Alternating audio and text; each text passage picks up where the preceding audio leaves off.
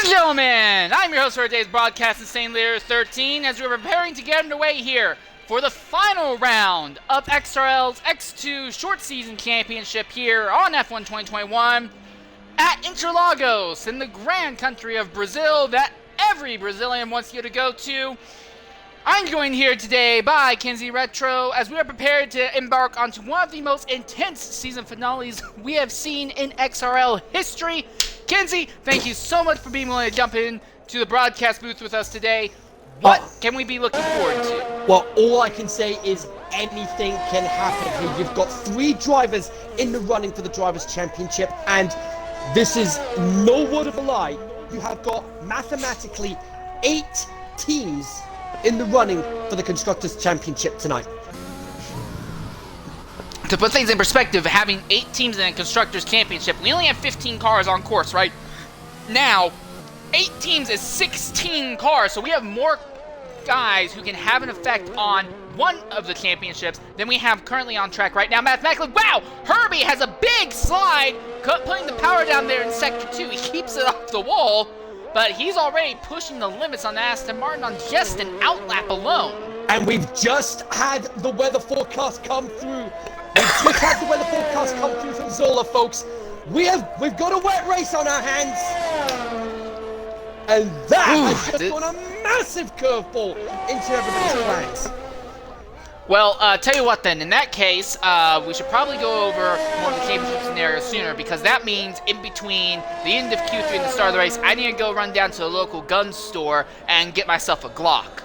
So... Oh my word! So right now, we have 3 drivers in the middle of their laps. AK Herbie is one of them, as is AK Racing 33 and XRL Snake. It was Herbie who had them went off and not AK Racing. I'm sorry. AK Racing was the one who had slid off, not AK Herbie. Right now, in the middle of a lap, going to try and get he was specifically requested to get a lap on board with them. I already missed the chance in Q1. I'll try to get a lap on board with them in Q2 real quickly. Also, Remsco in the Red Bull, he's out on circuit. Franz W31, one of your championship contenders, he is out there on track right now in the Mercedes, coming out of Sector 2 right now. He'll move aside to let the Haas of Herbie sneak by. But Racing, who is normally known as Ozda, he'll be the first one across the line, and he'll set the time that everyone else has to chase at the start of the session. Will be a 1:07.720. A very strong time there from Asda there, especially given the strong race finish that he had in X1. He managed to finish 4th earlier this evening, so he will have a huge momentum boost under his belt. Yeah. Sadly for Ozda, he's just mathematically eliminated out of the Drivers' Championship, but he is in position that he could finish as high as 3rd or maybe even 2nd in the Drivers' Championship if he was to go ahead and take home max points today. The Haas's of Herbie and Snake are currently 2nd and 3rd on the timesheets with a 108.161 and 108.574. But here's the big thing. Right now, 15 drivers on track. We're anticipating about 17 to 18 to show up altogether, but right now we only have 15. If it stays that way, this basically becomes a glorified test session. Kinsey, you've been in the scenario before in Dev where you have drivers who you don't know if they're going to show up in Q1 and you're right on that limit.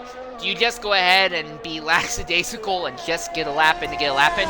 Or do you want to push just to make sure you don't get bumped out?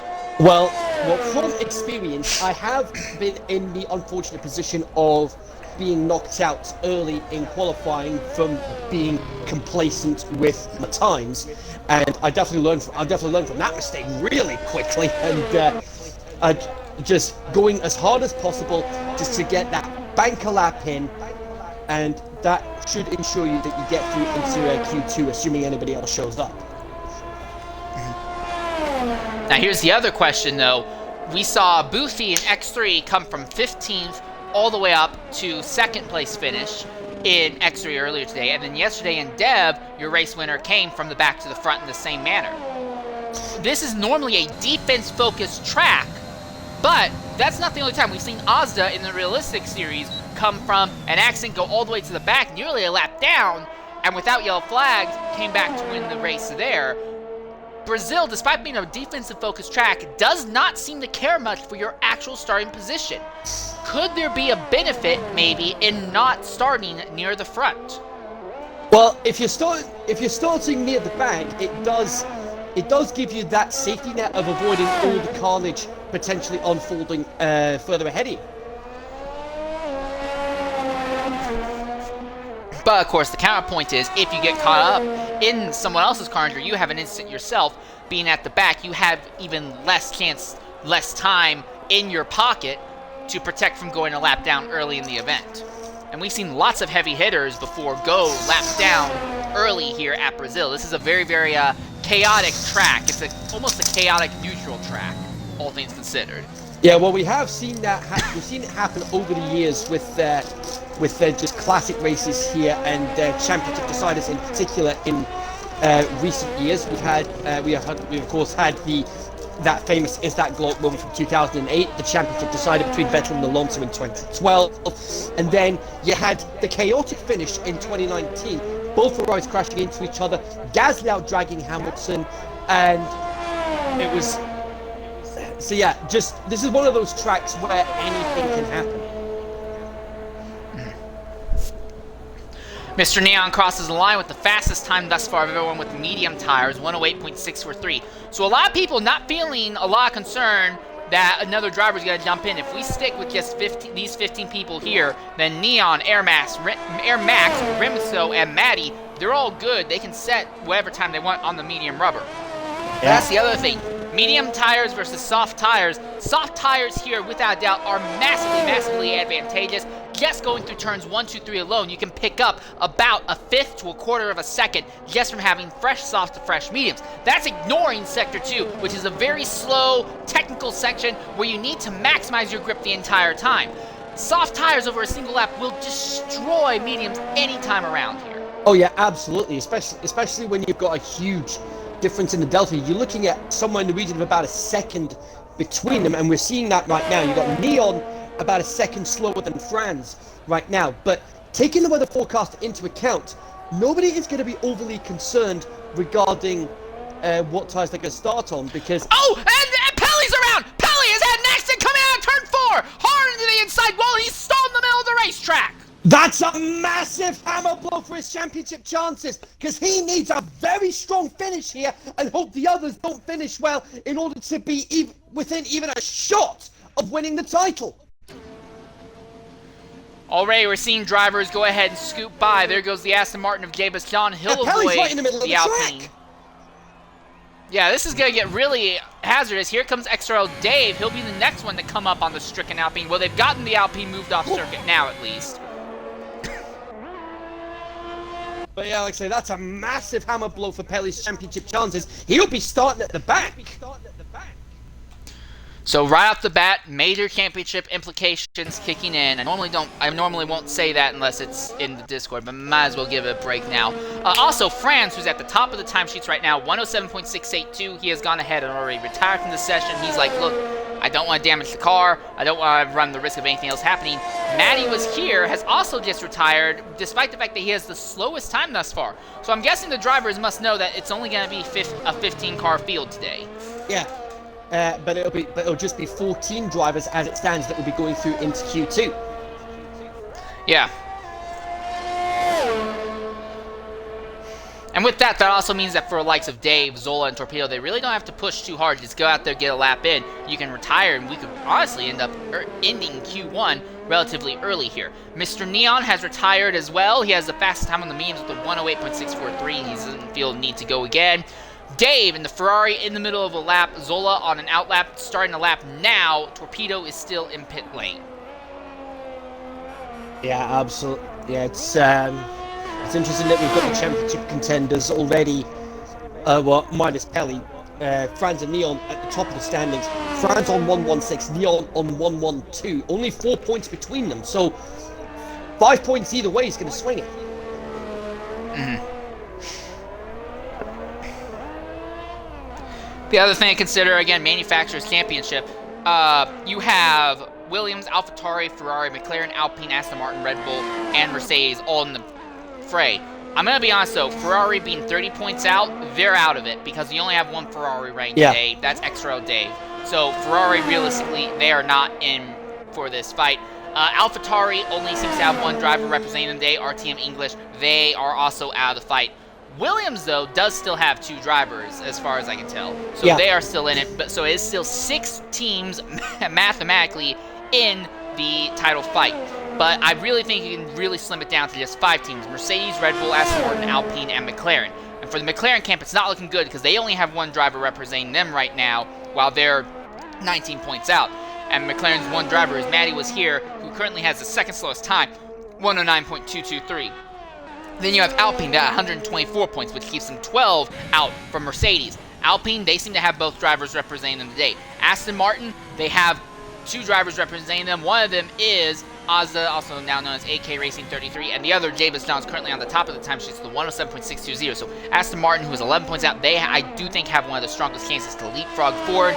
Mercedes, this is going to be where it gets really difficult. Zola is the only representative in Mercedes camp right now. No, he's not. So he would need He's not. Franz is misrepresenting Mercedes as well. Oh, Franz. I'm sorry. You're right. I missed Franz. Franz is also there. Okay, so you have both Zola and Franz.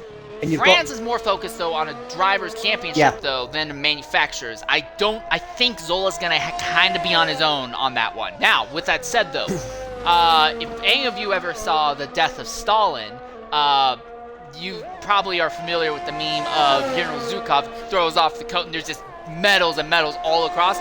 That's Zola. Zola has more experience winning hardware, winning titles of both the drivers and the champion and the manufacturer's variety than anyone else in XRL. Granted, almost all of them are in the dev series, but he's been in this scenario before. He knows how to win in this. Absolutely. I'm not going to say Mercedes has it locked up, but Mercedes has probably the best possible number 2 driver in the field for their shots.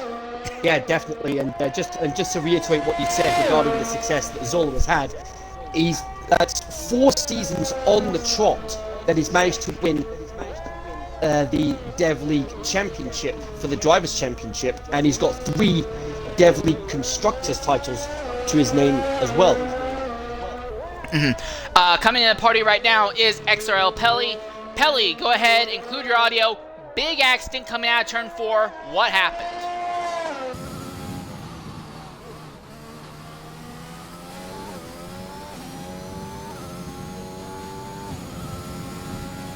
Oh. That happened. Well, yeah. Well, he said he wasn't sure, and it seems like the Xbox party is not sure either because he just got drop-kicked. Oh, dear. Gonna try and reach out to Pelly real quickly and get him back in here if he's willing. But yeah, it seems like right now you only have 15 people showing up. AVS Fan is the only man who has not retired in the pit lane, and if he does retire, we'll skip ahead to an early Q2.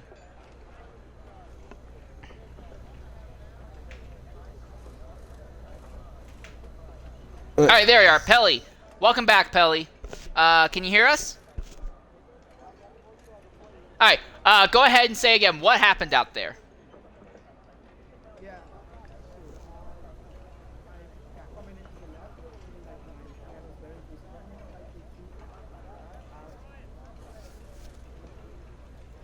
Okay, so Xbox obviously does not want Pelly telling us what happened, because it keeps drop-kicking him. I've been hearing him fine, but it won't let him stay. So, oh, dear. If Pelly really wants to, the party is open, he can come back in, I guess. But, I'm not going to re-invite him again. Yeah. So there we go. Alright, so here's the result.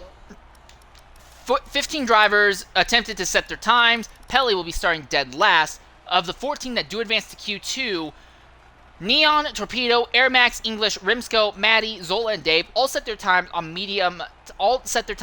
Tires. And here's the big thing, Kinsey. Weather forecast says the race is anticipated to start in wet conditions, so a lot of people are just burning up a set of mediums now, so they have more sauce for Q2 and Q3. Yeah, now, in some ways that can be a smart decision because they're going to have a set of mediums for the race anyway. Because the forecast is saying that it is going to start drying up towards the end, but how late into the race it's going to be dry at remains to be seen. Yeah, no, this is a good point. If the track suddenly starts drying out with 20 laps to go, you might want to consider just jumping onto mediums or going soft, depending on how aggressively you want to push the tires and how many yellow flags you think there's going to be. But on the other hand, if it's not drying out until the last 10 laps of the race, softs are the only way to go. Softs fall off pretty quickly, but then softs kind of, they fall off their really high horse after 1 or 2 laps.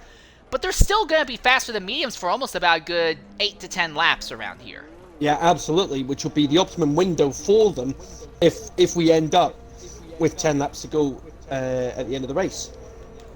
Mm-hmm. So first driver out into the circuit is AK Racing 33. Again, Ozda. We will get an onboard lap with him here. I do want to say, though, Ozda very much improved. Not had a chance to earn a championship in X2 yet. Is there a possibility, though, Kinsey, that he gets kicked up to X1 as a full-time driver next season, in your opinion? Well, dare I say, with the pace that he's been showing, especially reserving in X1 this season so far, his pace has definitely improved quite considerably. So I reckon there's a very strong chance he could end up in X1 next season. Okay, so then the next question comes, does he have the ability to win an X1 championship? Well, I hate to say it, but at the moment, no. But again, if he keeps improving his pace, he'll definitely be up there in the next couple of seasons. But the problem is, with how competitive X1 is already to begin with, you've got Sasha, 2D, Starfish, Bull Beast, and you've got a few X1 veterans potentially coming back next season. It's just going to be so competitive, so it's going to be even tougher to be able to get to the top and stay there. Ozda had a big hiccup there in turn 1 on that lap, and he immediately started backing out of it, going down the back straightaway. So while he's the first driver out, and he will probably set a banker lap, this is not going to be his proper flyer. Already about 2/3 of everyone are out on the track or coming out onto the track right now. So we've got a bit more info on the weather forecast. It says that the rain is going to be drying up about 15 minutes into the race. So in that case, you might as well just go medium soft. Potentially, yeah. But again, depending on how many laps they get done in that 15-minute time frame. All right, well, we're going to go silent for a lap. I'm right on board with XRL Ozda, AK Racing 33, around Brazil here.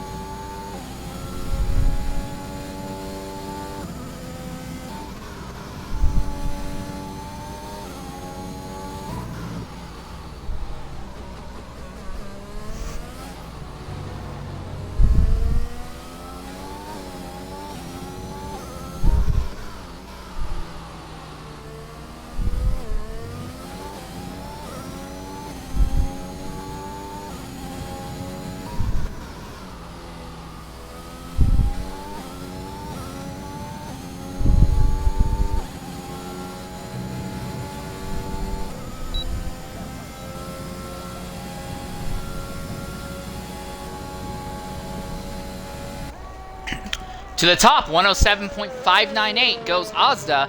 Now it looks like that worked out relatively well, losing that first lap, because that actually meant he burned through a little bit more fuel, so the car was going to be even lighter this lap compared to his first lap. Yeah, definitely worked to his advantage.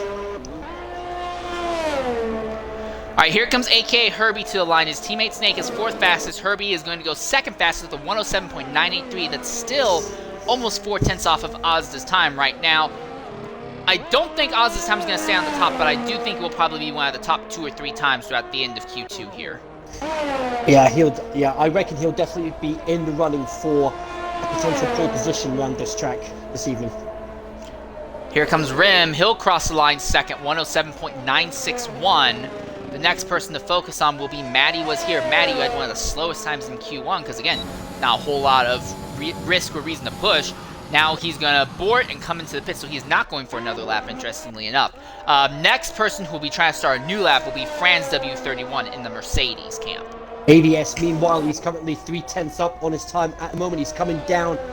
He's coming down to finish the last sector now, keeping as tight a line as possible towards the finish line. And what's he going to get? Goes fourth with a 1:08.047. Not to be that guy, but I do think ABS could have potentially gone a little bit faster. There wasn't a ideal amount of ERS usage on that lap. I do think ABS has the ability to get that thing into the 107s. Oh yeah, he's definitely not far off it. He's less than half a tenth off it. So he would, if he wanted to do so, he would need to go through an extra set of softs. But that being said, though, that time should keep him relatively safe in regards to getting into Q3. Here comes Franz to the line as he's going to start his lap, and then not too far behind him will be Extra Torpedo to begin his lap as well. Neon's on the top, 107.570. So right now, Neon and Ozzy are kind of in a little zone of their own right now. Then you have another small zone of drivers who are in the 107.9s.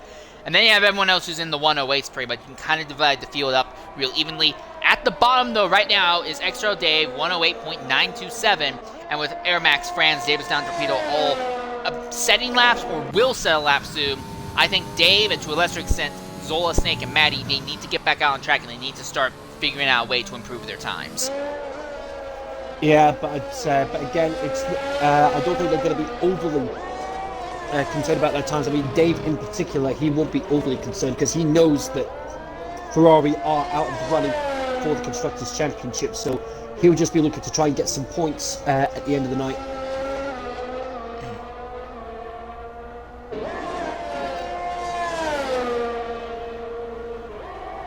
Alright, coming uphill, the Mercedes timed it out well. Franz is right behind his teammate Zola and got a draft off of him down the straight. Franz jumps up to second now, 107.574. Look at that! 4 thousandths of a second between first and second. Well, that's just spiced up. That's just spiced up the battle for pole position when Q3 rolls around in about 7.5 minutes' time. Also, while that happened, Torpedo went ahead and set his time, 107.980, which is the 5th fastest thus far. So Zola and Dave are on the outside looking in. Snake is on the bubble. English, Maddie, and Snake have already responded. They're all on outlaps right now. Snake, in fact, has just begun another flyer as we speak. Yeah, as you mentioned, Air Max has got his lap underway in the Williams. He's about halfway through now. He's in the infield section now, where, as you mentioned earlier, the grip is crucial through this section of the track, and it will gain. And if you hook it up right, you can gain a lot of time through this section of the track. And the other thing to consider, Q2, this Q2 session, we don't have to worry about what tires you aren't doing. Everyone knows, hey, look, we're going to be starting at intermediates. Just go out there and burn through all the soft tires that you necessarily need to if you really want to start near the front. And that's what we're seeing a lot of these people doing. But then you have, on the other hand, I'm looking at Extra Zola. He's gone 3 laps on the same set of soft tires. So some variety and strategy going on, to say the least, but everyone is committed to doing short stints on the softs. Air Max has gone 7th, 108.016. Jameson, meanwhile, what's he going to set? He gets a 108.5. That puts him 12th. So he's currently in the drop zone at the moment. Snake, John, Zola, and Dave are all in the drop zone at the moment. And Maddie wants to keep him there because that McLaren is coming across the line. Will he improve? Yes, he does. McLaren jumps up to 4th, 107.823. So now it is RTM English in the AlphaTauri who is on the bubble, and he is down by 10 seconds on this lap. I think he used this as a recharge or breather lap. He may have made a mistake because he's going to go for a proper lap this time by. Yeah, and if you're...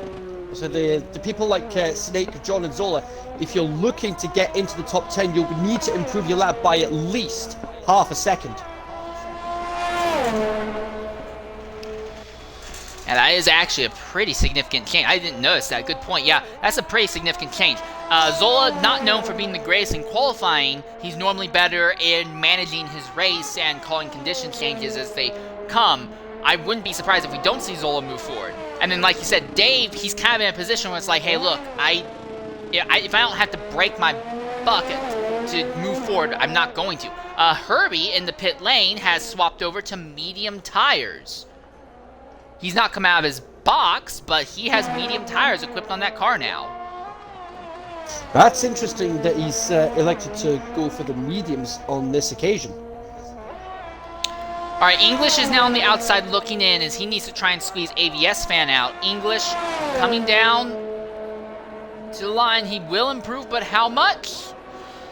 Woo! To the top, 107.510. So we have another factor into a potential pole-winning driver today. Yeah, you've got people like English, as you mentioned there, top of the timesheets at the moment, that could potentially throw a spanner in the works in terms of the championship. And while AlphaTauri is mathematically eligible for title fight, there's only one AlphaTauri driver right now, so it's not likely that they're actually going to be contending for it. It's mathematically 8 drivers involved, but once we see what the final grid is, I think we can almost immediately cut it down to 5 or 6 teams. I said drivers. 5 or 6 teams in for the manufacturers fight. Yeah, because you've got because I've done a bit of calculations on my end, and right now, as it stands, you've got 6 teams in the running for the Constructors' Championship. Mercedes on 136, Red Bull 127, Aston Martin 125, Alpine 124. So 12 points between just 4 teams. And then you've got McLaren on 117, and then Williams. Mathematically, they've still got a chance because they've got both drivers in, but at the same time, it's a huge ask. And then McLaren is in a frustrating position because they only have one driver, so they can upset things, but I don't see any way McLaren wins it. I'm really trying to crunch the numbers in my head, and I don't see it happening. And then we know Ferrari is knocked out of it. So yeah, it looks like it's going to be a 5-team battle, realistically, with Williams being the extreme outlier. Yeah, but again, as I've said before, anything can happen. But like you mentioned, it's a big ask for Williams to try and claw back such a huge deficit. 44 points, and you've got 45 on offer throughout the weekend. A point for the pole position, a point for the fastest lap, and then of course maximum points 1 and 2 in the race.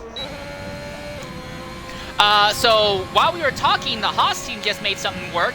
Herbie had no interest in actually improving his time. They threw on medium tires on that Haas, sent him out for one purpose and one purpose only, to get out there and give Snake a massive tow down the front straightaway just as Snake was about to start a lap. So if Snake can maintain it through the rest of this lap, we could see him drag that Haas into the top 10. Yeah, because the tow round here can be really powerful if utilized correctly. It can be very powerful, in particular, heading down the pit straight down towards the center S. Snake coming towards Jun Sao now. Let's see what he can pull out of the bag. He's a 10th up at the moment. That's not going to be enough, though. That car is really low on fuel, and he's burning through his ERS. He's going to open up the DRS, coming to the line. I don't think it's going to be enough for Snake. What does the time say? He does improve, nope, but he stays 12th at the moment. And I think that's it. I think that's him out. He does have time to go around one more time, but he's just invalidated, so yeah, that's over for him. Zola has now begun a lap. Franz goes back to the top, 107.208. So that's the fastest we've seen thus far. Zola is out of fuel. He can't go any faster. Dave is up by a small amount of time, exiting Sector 1. But Dave needs to find about 9/10. Actually, more than 9/10. Dave basically needs to find an entire second if he wants to make it to the final round of qualifying. Yeah, I don't think it's going to happen at this point. RTM English, he's retired from the session. He's happy with his time. What else does he? He doesn't need to do anything else. Neither does Remixo. And Dave does improve, but it's still not enough. He stays bottom of the pack at the moment. AVS fan is down on time out of Sector 1. What about out of Sector 2? No, he's up. AVS fan is up. Will he be up enough in order to leapfrog Herbie? Herbie is not in a position to fight back. So AVS fan trying to squeeze in last possible moment. This is huge. And he aborts. He aborts. That's it. So that's AVS fan out. Snake. Yep, that's over because that's it. Yeah, that's Q2 done. Because Zola's out of fuel, Dave's invalidated this lap, and he's down on time, and then everyone else is already in the pits or already set times that keeps them locked solidly in the top. So yep, that's it. Time's up. Over. Plow.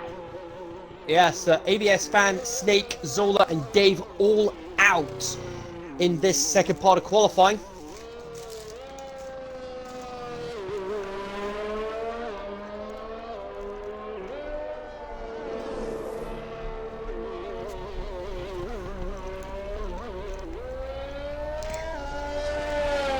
Again, for Mercedes in the Manufacturers' Championship, don't worry too much. I think for them, if France can just bring home the driver's title, Zola, I honestly think, has the ability and the strategy that can bring them home.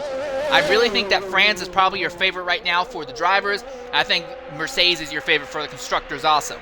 But man, they have to hold off a lot of contenders in both categories.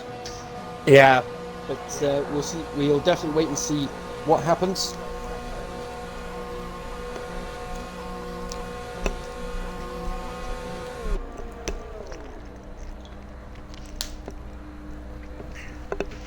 The real interesting part, though, is English being up there in second.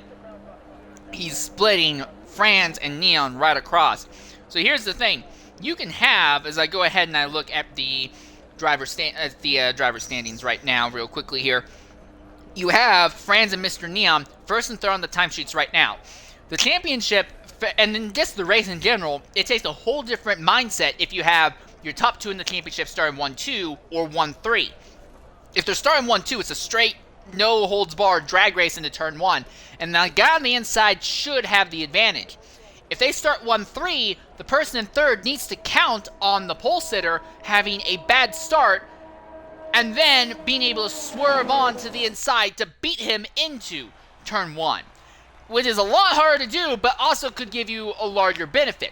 But again, here's the other thing. The Senna S is it's downhill. The first two corners are all mechanical grip, but the third one is pretty much almost all air grip. If you don't have good aerodynamics, you're going to be screwed. Proper positioning through every single one of those corners is extremely, extremely, extremely important.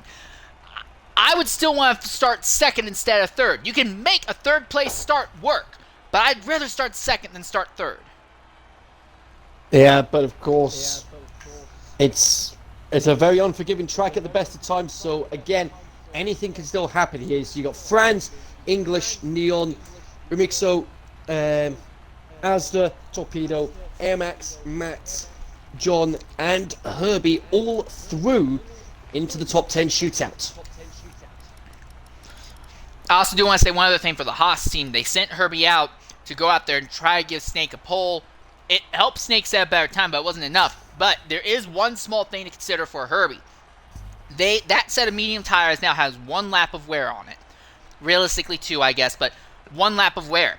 What that means is they are now scuffed tires. They are not sticker tires. They have had a heat cycle go through them. When you slap those medium tires back on, if they choose to put those medium tires back on in the race itself, those tires will come up to temperature a little bit faster than anything else. We're going to be on a track that will be wet, that will have almost no rubber left in it. Having your tires come up to temperature faster will be a nice little benefit. That call might give Herbie a small advantage in the race itself. Yeah, absolutely. We're just waiting for all the drivers to ready up for the top 10 shootout.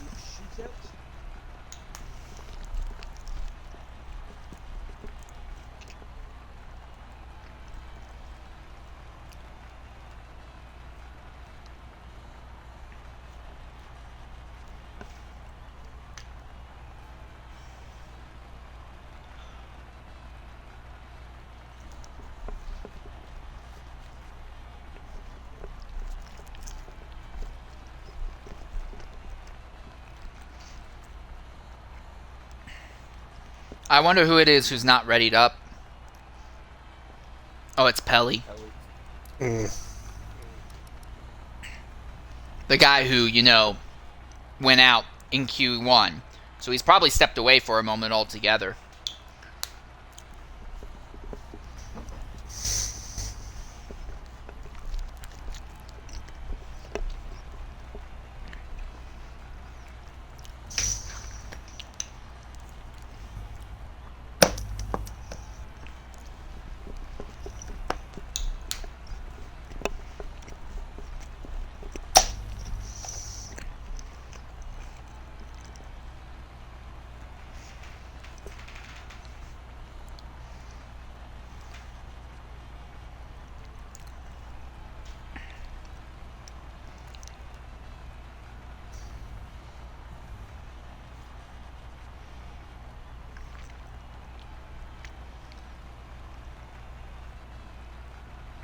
All right, well, I mean, we are ahead of schedule a bit because Q1 was made a lot shorter, but now we're losing that time that we gained early on. Go figure. Yeah. And it looks like Snake is having a little bit of trouble trying to stay in the lobby at the moment.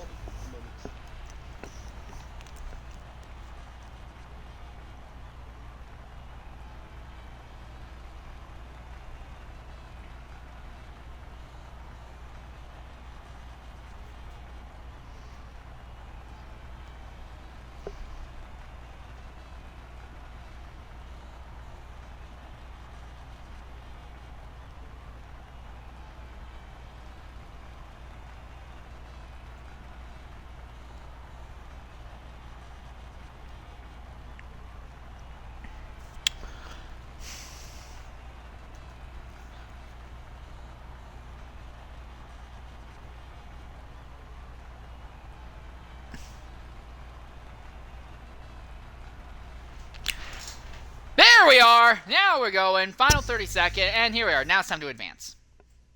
All right.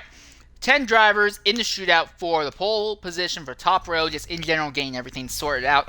This is going to get very interesting. Good news, though, although this is a very quick track, it's also a relatively large track. We shouldn't have too many issues with drivers holding up each other's times.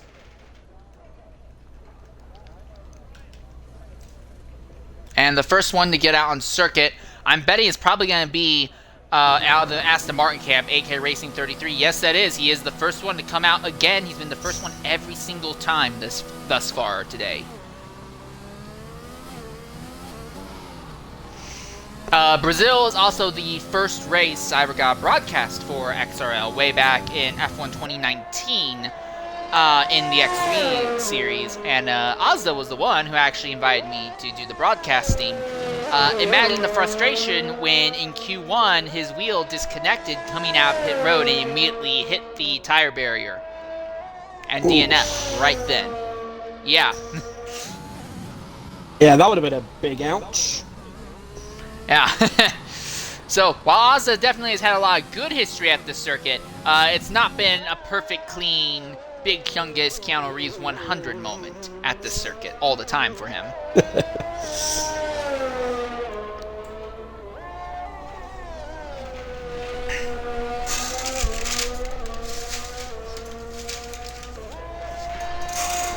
Alright, so here we are. About half the field's out on track. Most interesting part, though, look at this here. Rim is leading his teammate, Mr. Neon, around the circuit right now on their outlap. What I imagine is that Rim is going to try and give Neon every single pole he can down the straight. Franz does not have his teammate Zola here to help him with that. So Neon might be able to utilize this as a small advantage. But of course, if Rim doesn't pull off circuit right away in turn 1, that advantage will be neutralized. Yeah, absolutely. We'll see what happens.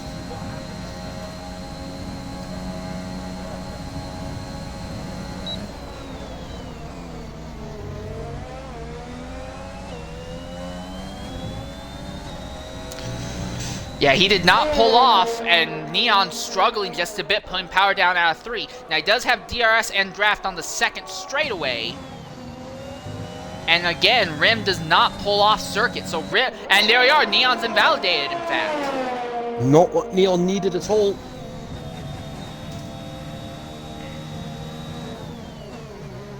He's right there, and here's the other thing, because he's behind that Red Bull, he's dealing with all the extra aerodynamic weight. Because of that, you need to be a lot more aggressive when it comes to the turning and the braking of the car. That means you're going to be burning through the tires a lot faster. This is just adding more and more age to Neon's tires. It's light. I'm not going to make that reference. That would be a horrible reference no one would get. But right now, I'm watching Rim go ahead. He is still in the middle of a clean lap, though. I think they're just trying to get Rim to get a lap first, and then afterwards he'll pull off. I have to hope that's what it is. Otherwise, that shows a level of non-teamwork that you don't want to see. Rem 107.799, and he does not go off in 1. And Neon is still behind his teammate. He's actually closer to his teammate now than he was last. And he invalidates in turn 3. It's not working out for the Red Bulls right now. And one guy who's fine with that, he's like, yeah, sure, let that be. Your current points leader, Franz W31, he is coming out of Sector 2 and on the run uphill. Now, before him, there will be another guy who will cross the line. That will be Torpedo with a 107.817. But here comes Franz, and he will go ahead and set a 107.456. That takes him up to first at the moment. Yeah, very strong lap there from Franz.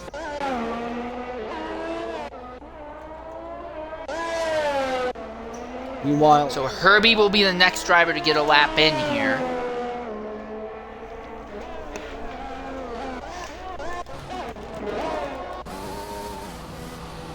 Oh, I'm sorry. I saw Torpedo dead stopped on the back straightaway. I thought for a moment that he may have had an incident, but no, he had just pulled over and let other drivers pass.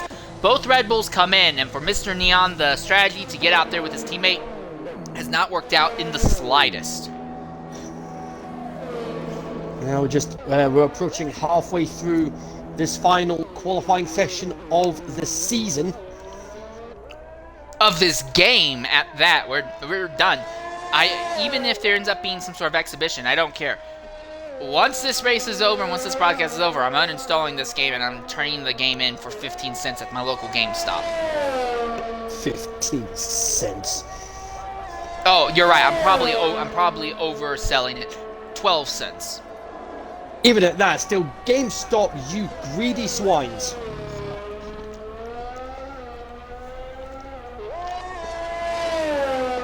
Maddie invalidates now, coming out of turn 2. So, and with that, coupled with Neon in the pits, means that's going to be a while until we see anyone else gain another lap in. As I say that, though, who was that just parked at the end? That was Torpedo, who's just come into his box, okay? So yeah, it's going to be a while until we see another lap set. Herbie is coming uphill, but he's on a cooldown lap right now. And coming into the pits as we speak. Not the greatest strategy in the Haas camp because there's still plenty of fuel in that Haas, so he could have definitely gone faster if they lightened the load a bit, but he is on the board right now, at least 107.831.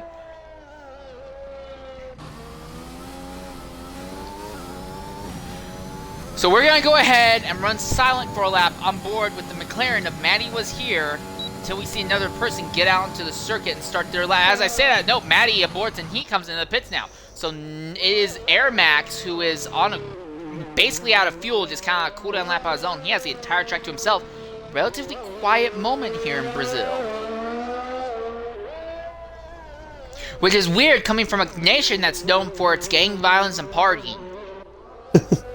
The gang violence I'd be quite concerned about, but the partying, especially when you get your Mardi Gras parades around Rio.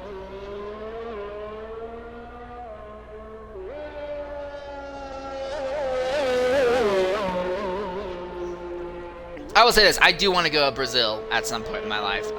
It's a very interesting and fascinating place. I would be interested in going there. I don't want to live there.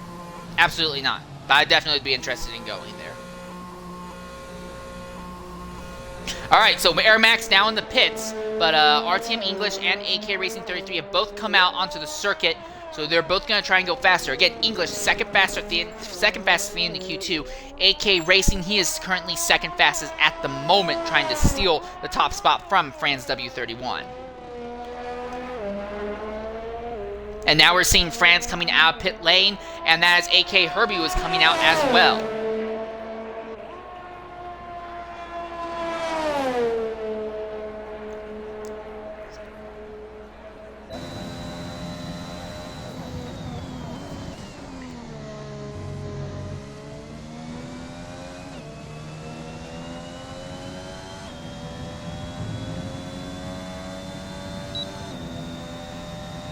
Well, something's gone wrong on the AlphaTauri for the AlphaTauri of our Team English, because he is not pushing at all right now.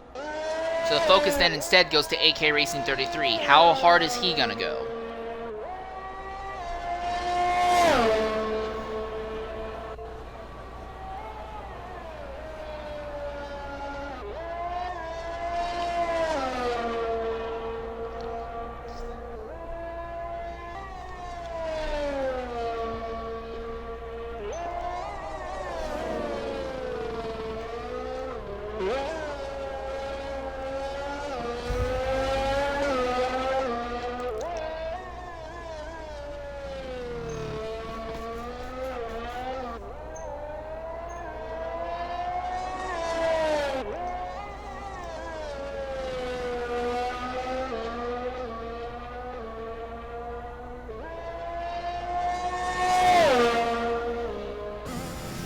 Coming uphill now is AK Racing 33. He says fastest sector 2 is be enough to put him up top.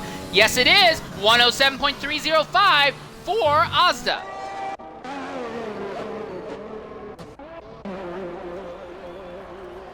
English, another invalid lap, so there's definitely something wrong there. Franz has invalidated on his first lap, and he is backed way off just to try and save any drop of fuel he possibly can. So the focus right now is going to be on AK Herbie. He is trying to do whatever he can to improve here. He is currently 8th out of the 8 drivers who have set times.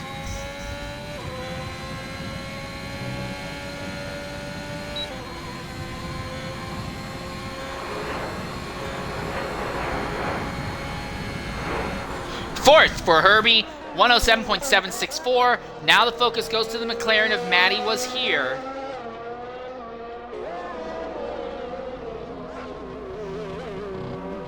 The AlphaTauri of English moves out of the way of the McLaren, so it'll be a clean track throughout Sector 2 for him.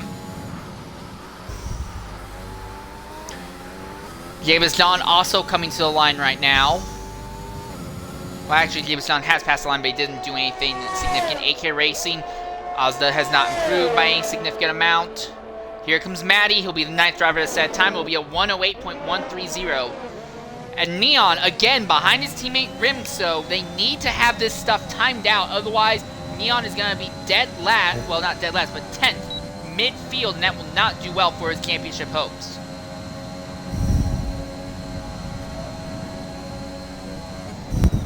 Rim has just gone up to 2nd, 107.423.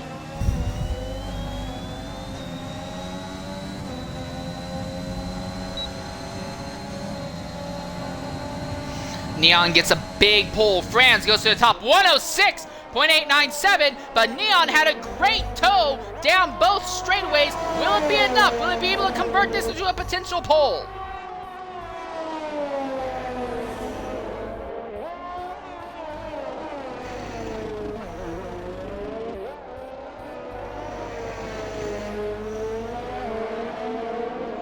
RTM English coming around, trying to get a lap in. He'll go by AK Racing 33, who's on cooldown lap. Matty was here, also out there.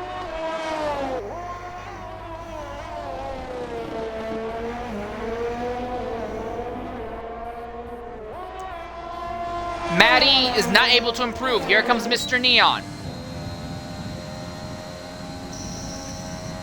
At the line, will it be enough? No, it will not be enough. Neon only goes 6th fastest. He does have time for another lap, but will he be able to go any faster? Franz still on top, 106.897, with AK Racing sharing that front row with him right now.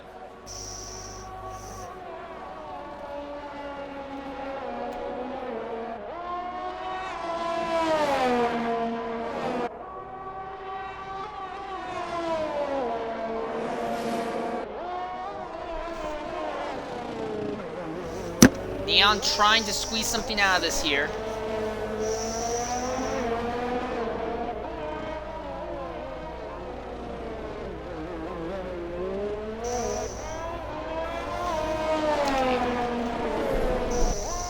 Out of Sector 2, Neon's up by almost a quarter of a second. That would not be enough to get him on the front row, but it would potentially move him up to about 5th. Time's up in the final qualifying session of F1 2021 for the XRL Series. And at the line, Neon is going to set a 107.65. He lost a chunk of time in 3, and he is going to be locked in 8th. Air Max is out of fuel, and RTM English seems to be out as well. Yeah, not what Neon needed at all, and that means Franz secures the pole position. That's 1 extra point in his favor. 1 extra point also in favor of the Mercedes team. So again, like I said, I think Mercedes is in the best chance for manufacturers. I think France is in the best position for drivers. And that means, because of Franz's pole position, it means Williams are now out of the running for the Constructors' Championship. They cannot catch Mercedes at all.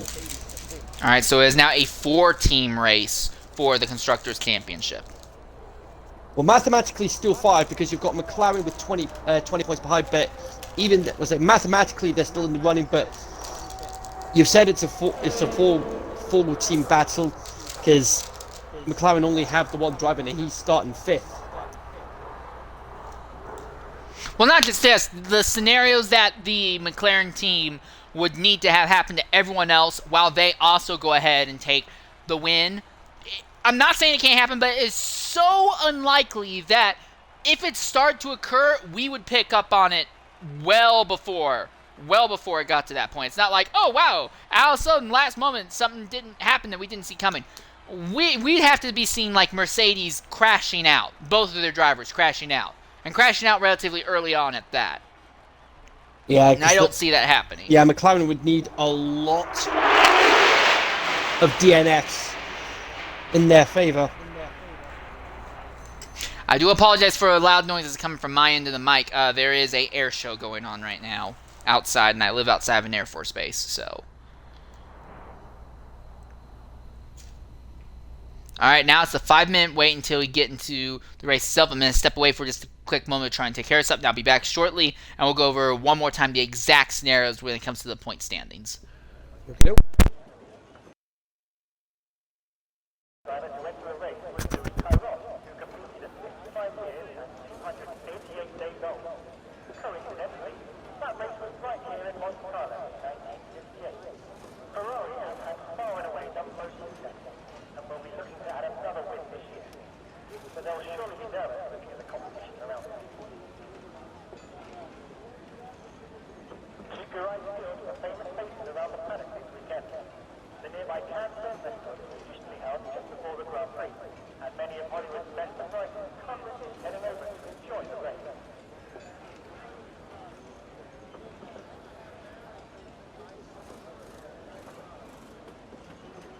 With today's ever-increasing young breed of drivers, it's no surprise top 10 oldest drivers to enter a race all achieved their strange records during the 1950s. Today's drivers are more likely to have pimples than wrinkles. Some of the all-time greats hit the ground running during their first season in F1 and taking at least one win. These include Lewis Hamilton, Jacques Villeneuve, Juan Manuel Sanchez, and Jackie Stewart. And for today's pointless but fun. Yo. There we are. All right, I'm back. Real quickly, we're going to go ahead and give you the exact numbers for your various championship fights. First up, you have the Drivers' Championship, the one that people are usually most focused on. The fact that I care so much about manufacturers is honestly a rarity. But in the Drivers' Championship, amongst your 3 contenders, Franz W31 with 116, now 117 points. Mr. Neon second with 112. XRL Pelli third with 97. Those are the ones to focus on. Ozda in fourth with 87 points. He needs to, if he could, it would take a lot of things going right, but Ozda could walk out here in second position in the Drivers' Championship. I think for Ozda, though, it's probably be better for him to try and shoot for third and overtake Pelli. Chubby Spark is 5th with 81 points, but he's not shown up today. XRO Torpedo is 6th with 73. 7th is PPR Vin with 58. 8th is Harry with 52. 9th, K-Team CDs C with 46. 10th is Gabastan with 38. 11th is Veloce with 36. He's not here today. 12th is Fizzy with 30. 13th is Tiara Foreman with 24. 14th is XL Shakir with 20. He is not racing today. 15th is Zola. 16th is Mr. Preacher. 17th is AVS Fan. He is in a tie with Fletch 2020. They both have 17 points each. 19th is VTech 11 with 13. 20th is XR Young with 12 points. In the Manufacturers Championship, again, Haas 51 points, Alfa Romeo 68 points. Mathematically, they were not even in the contention to begin with. 8th, Williams 92 points. They have now been eliminated. 7th, Alpha Atari 93. They have also been eliminated because they only have one driver running today. Then in 6th, Ferrari 106 points. They have also been eliminated. Again, only one driver running today. So you have 5 teams that could win the Manufacturers Championship. McLaren 117 points. Not likely. It's mathematically possible, but it's not likely. It would take a lot of crazy stuff to happen for Matty to bring home the Manufacturers title for McLaren. The 4 teams that really focus on: 4th, Alpine with 124 points. 3rd, Aston Martin with 125. 2nd, Red Bull with 127. 1st, Mercedes with 136, now 137. Again, we have 2 Mercedes drivers, 2 Red Bull drivers, 2 Aston Martin drivers. For the Alpine team, I believe we only have the one, and that is Pelli. Pelli being starting dead last. It's going to be hard for him. I think for Pelli, if he wins either of these championships, it would be monumental. I'm not saying it can't happen, but it's going to be very difficult for him to do so. So that is what we're looking at right now. Again, wet racetrack. Everyone's going to be starting on intermediate rubber for this race. We are anticipating the track will start drying out at some point. The forecast says 15 minutes, but we've also seen the forecast be dead bloody wrong as well. So yeah, we'll wait and see what happens with the wet start here. It's expected to dry out in about 15 minutes from when the race starts. So heads up, RTM English says that he is afraid that they are going to spin. He is going to spin off the line because he is not running TC today and had not done any practice on a wet weather racetrack. So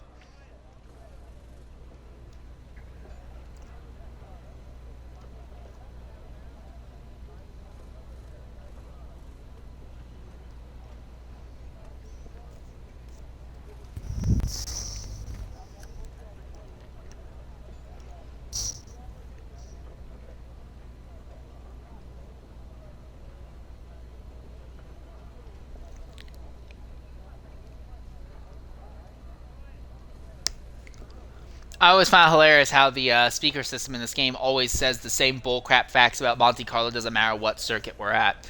Alright, we're preparing to get underway for the race itself. One championship contender starting on the pole, one starting dead last, one starting midfield. What is the best position to be in this event? Well, we don't know, but we know this much. France is going to have a clean view ahead of him as we begin to load onto the circuit. 15 cars, but only one can win, and only one can win a championship, only one can win the team championship, as everyone's on track. The lights are going by. 4 lights, 5 lights. It's lights out, away we go here, as a drag race between France and us are right off the line, but France has it easily in his favor. Here comes RTM English to the inside. He'll make it 3 wide for a second position, and he'll get by. There's still 3 wide for the back. The McLaren is trying to make something happen. And there he goes around. That's AK Racing. No, it's not AK Racing. That's Camus Dunn, who had just spun, and he took Air Max with him. Dave involved in the incident as well. He has damage to the top of it. Yellow flags in that sector, but we stay green on the racetrack beyond that. Pelly leapfrogs by Torpedo going into turn 4, and Pelly moves up to 11th position.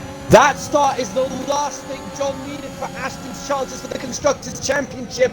But as you said, France had a phenomenal start, and he is just romping away with it all. I think ABS fan has got some damage on his Alfa Romeo as well in the process.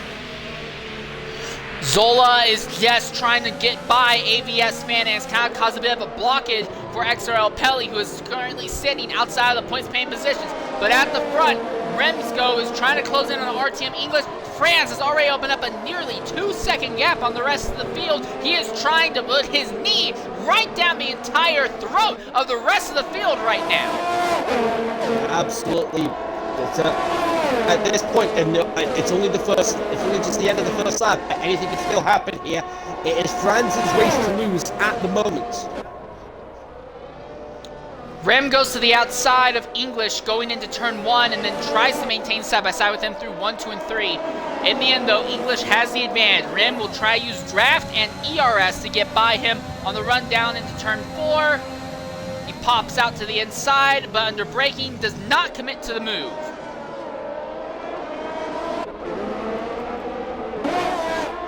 Neon has recovered up to 6, and Maddie has just hit the inside wall just ahead of him. So Neon up to 5th now as Maddie put the power down and spun it to the inside wall, coming out 4. That drops the McLaren back to 8th now.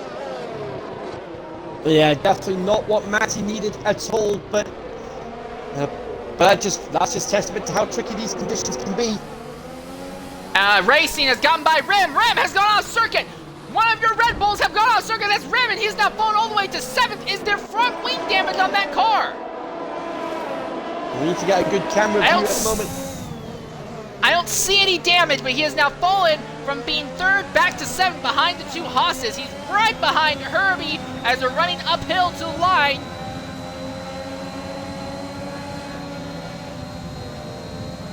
No, it's Herbie with the damages. Herbie has to come into the pits now.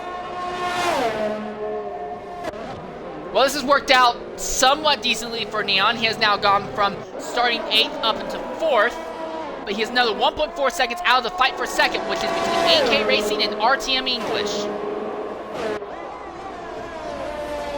Ozda to the inside of the AlphaTauri. Tries to force the AlphaTauri wide, and yes, English falls for it. Ozda now goes up into second. But while these two are fighting, Franz has been walking away at a rate of about a second a lap.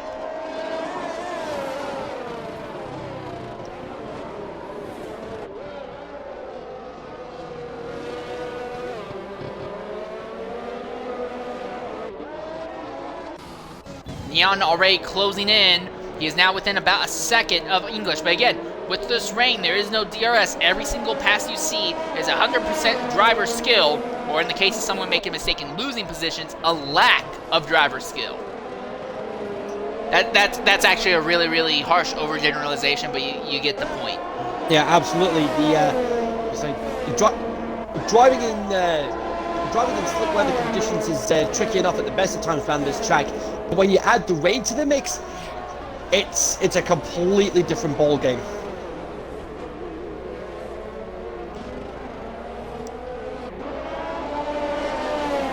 So Neon now within half a second of English. English has completely fallen off the back of AK Racing. And Snake is actually starting to close in on this fight. For Neon, it's a little bit frustrating because he's fast enough to catch the AlphaTauri, but it doesn't seem like he quite has the speed to just blitz by him.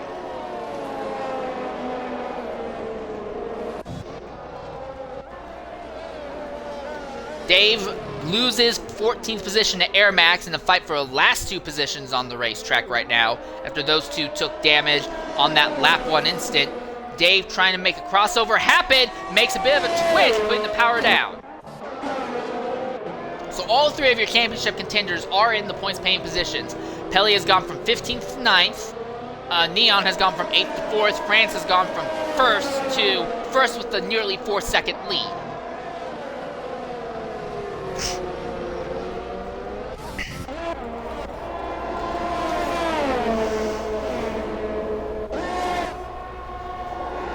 I do have to wonder, in the case of Franz, is he actually just that good, or do they have a hybrid setup on that Mercedes with the idea that if it's green long enough and it rains long enough, he'll be able to open up a big enough gap that no one will also catch him in the race itself? Well, he's not the only one that's good with hybrid setup. Zola showcased that a couple of seasons ago around Singapore. He was leading by almost an entire lap at one point. That's how dominant he was with that hybrid setup that he had that day. Again, everyone's been told we're anticipating the track will dry out, and the initial word was, oh yeah, give it about 15 minutes, which in terms of this game's time would be about 12 laps or so. But that's not a guarantee. We've seen lots of times before where the forecasts have been completely wrong. They said, oh yeah, there will be rain, no rain comes. They'll say, oh yeah, there will be no rain, rain comes in the last 2 laps. This causes a little bit of chaos and confusion. I would not be putting money onto what this game's weather forecasts say. So Neon's kind of fallen off from RTM English just a bit, and I don't know if Franz is holding back now to save fuel or what, but the gap between himself and AK Racing second has stabilized at about 3 3/4. As I'm looking down the grid right now, it looks like, as we see Pelly going around the outside, Maddie was here for the 8th position now. It looks like everyone is good on fuel, so with 2 exceptions. AVS Fan, who is in 13th, Air Max, who is in 14th. Those drivers in 13th and 14th, they need to figure out some sort of way to save some fuel as this race goes on. Yeah, very true, but even at that, saving fuel in wet weather conditions is relatively easy at the best of times. So if it's easy at the best of times, does it become hard at the worst of times? I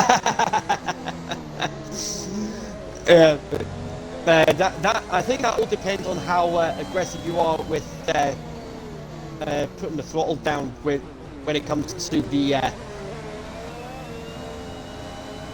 when it comes to coming out of the corners. Then it has stopped raining. So now we'll start to see if Franz's ability to pull away from the field is actually due to the car setup, or if he's just that good around here. Neon is still hanging out within about a second of RTM English, but he's not so close that it's killing his tire life throughout the corners. He will be dealing with some aerodynamic weight, but it's absolutely destroying him right now. Yeah, Franz all of a sudden started opening up the gap on AK Racing in second. So I don't know, maybe Ozza made a mistake. But I think it's more likely that Franz is just that good around here at Brazil. And if that's the case, then all they need is for Zola to get by Rimsko in the 6th position, and Mercedes will have locked up both drivers and manufacturers here. We're only about a sixth of the way through the race, though. Things could change. Torpedo gets back by Matty was here using just some good overtaking maneuvers going into turn 4. So Williams gets one of their cars back into 9th. And again, you might not be able to win the manufacturers, but for Williams, they could still jump up to 3rd maybe in the manufacturers championship if their cards get played right today. So indeed. Aston, meanwhile, he picks up a 5-second penalty for track limits. Herbie picked one up earlier.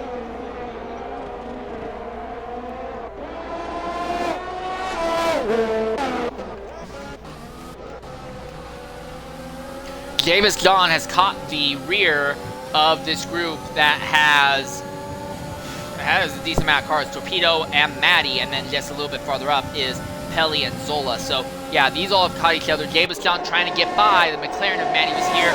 He'll take his Aston Martin around the outside of the McLaren, cut down in front of him, and that was an easy overtake without DRS. It looked like a DRS considering how easy he made that look. Indeed.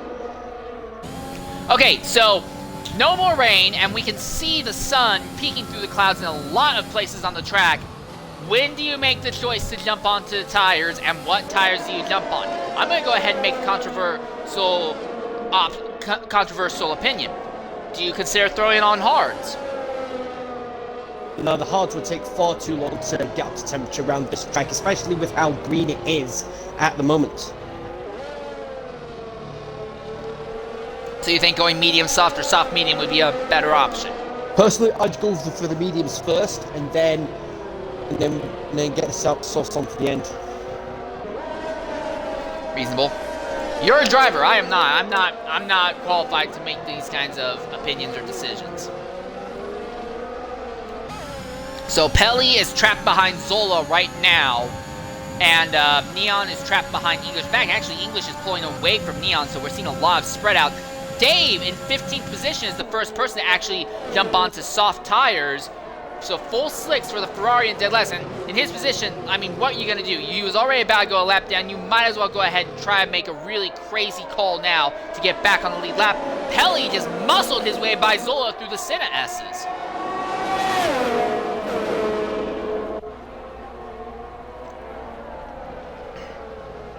Well, so Pelly continues his charge forward through the grid.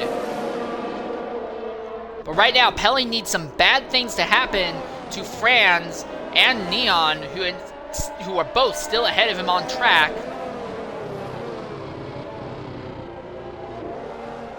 Oh, DRS has been enabled. So DRS gets kicked on. The crazy thing is, because of all the spreading that we've seen, the only real impact I think it's going to have, Mr. Neon might be able to get by RTM English in the next lap or two.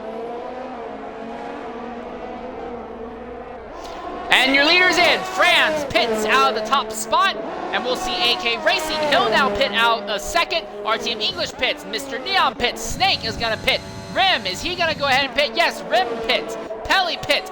The unenlightened masses, they cannot make a judgment call.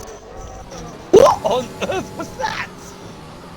Alright, the collective consciousness obviously is the one calling the shots right now. Every single person made the choice to pit at the exact same time. No variety in timing, but I'll tell you where the variety is taking place at. It is the tire choice. James Dunn actually did elect to stay out for another lap, and that is holding up Franz. In fact, if James times this right, he could hold Franz up enough to bring AK Racing up into the fray. This could have some impact. Never mind. Franz is already by James Dunn before they even get to the corner. So much for that. I got way too excited for nothing. So, as it stands, France is on medium tires, AK Racing, who is third, is on sauce, RTM English is on mediums, Neon is on sauce, Snake is on mediums, Rim, Pelly, and Zola are on sauce, Torpedo is on mediums, and Air Max also has yet to swap tires. Yeah, that might have proved a bit costly for them.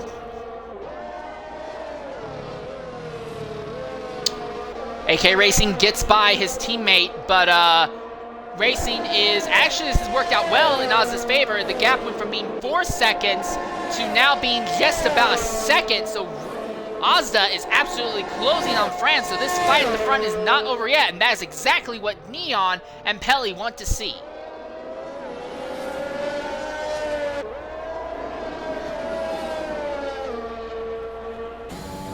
So the track actually ended up drying up even faster than 15 minutes, go figure.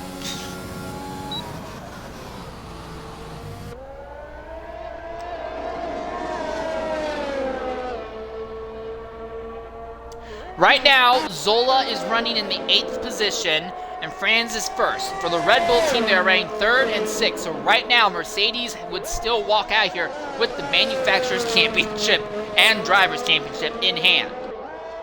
Absolutely. But we're not quite a third of the way through this race yet, so things could still change, and the one to take the most note of is this fight for a lead, because Ozda is there.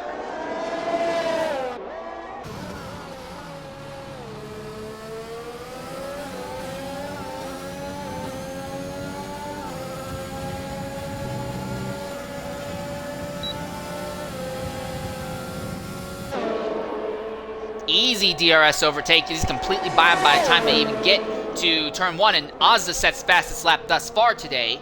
Granted, we've been wet most of the time, so it's not that hard to do so. But Ozda now out in front. And now for Ozda, the goal is going to be to use the full extent of these tires and run away from Franz, keep Franz out of DRS range, so that way once his soft starts falling off, he doesn't have to worry about Franz gaining some extra time using DRS on him. Haas around Herbie has had an incident on the main straightaway. I'm not on the main straightaway, the back straightaway. Yeah, that's heading up through heading down to Desida del Lago. Couldn't quite. He was very unfortunate there, but still managing to keep on the track at the moment. But he's got a few people looking to try and get past sooner rather than later, and there's yellow flags. And McLaren, Matty off. Wow, that's a strange place to go off at, and the entire front wing's gone. He's lucky the car's not dead, but I don't see people go off there very often.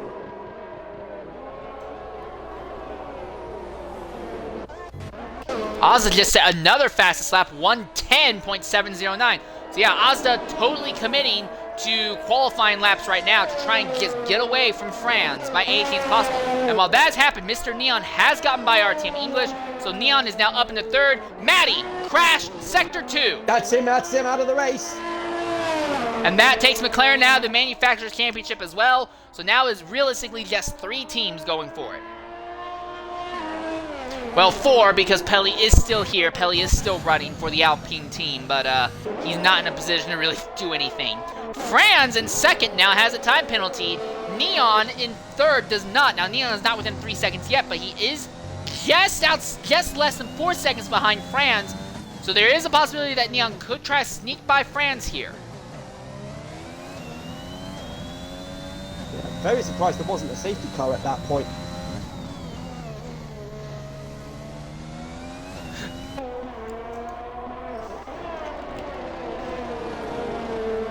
Rim in the Red Bull has closed in on RTM English, and if Rim can get by English, that coupled with the fact that Zola is back there in 8th would mean that Red Bull would actually gain ground in the Manufacturers' Championship. And there we are, Rim, easy overtake on RTM English down the straightaway.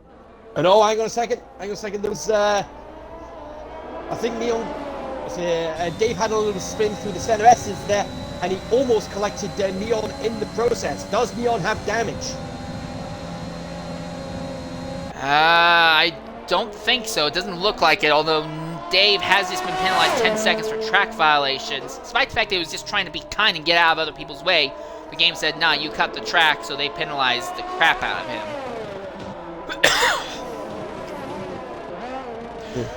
Ozda has opened up a more than 3-second gap on Franz, but both Ozda and Franz are pulling away from Mr. Neon, partially because Neon had to back out due to Dave's incident there.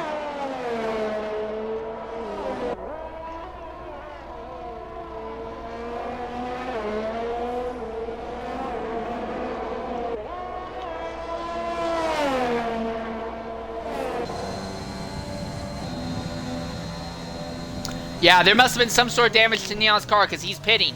And for him and for his championship hopes, they've basically been extinguished unless there's a yellow flag that benefits him in a significant way near the ending parts of this race.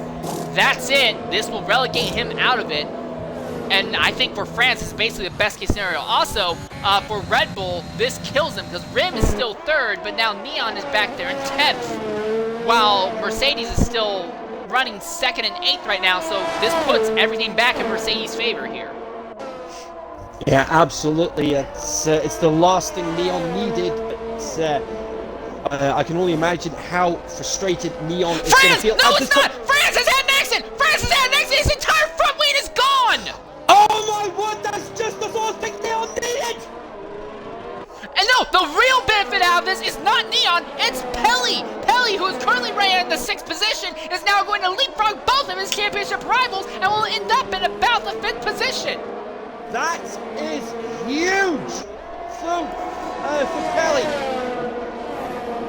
But bearing in mind, taking into account the championship standings, Pelly needs to win.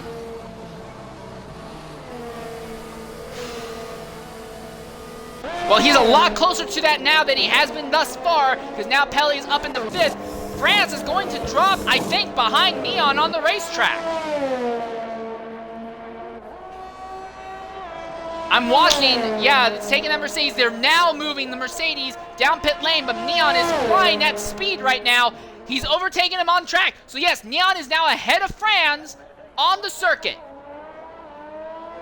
It won't be enough to win the championship at the moment. Neon needs to finish another couple of positions ahead, at least, to have any chance of doing so. Yeah, it's a 5-point gap in Franz's favor right now because France did get the pole. Neon is 9th, which will give him 2 points. Franz is 11th, which will give you no points right now. Also, here's the other thing though. France has a time penalty against him. Neon does not. Neon also has nothing but clean track ahead of him for the moment, which is both good and bad. Good because it means he can conserve his tires while France is around again, and France is into a wall! France crashes 2 times in 2 laps! Well, that just changes everything! So I think France was probably running a hybrid setup, and now, due to this, the track is completely dry and he is struggling to properly apply throttle coming out of the corners. And France now is not only out of the race lead, there's a risk, not a guarantee, but there's a risk he could end up going a lap down.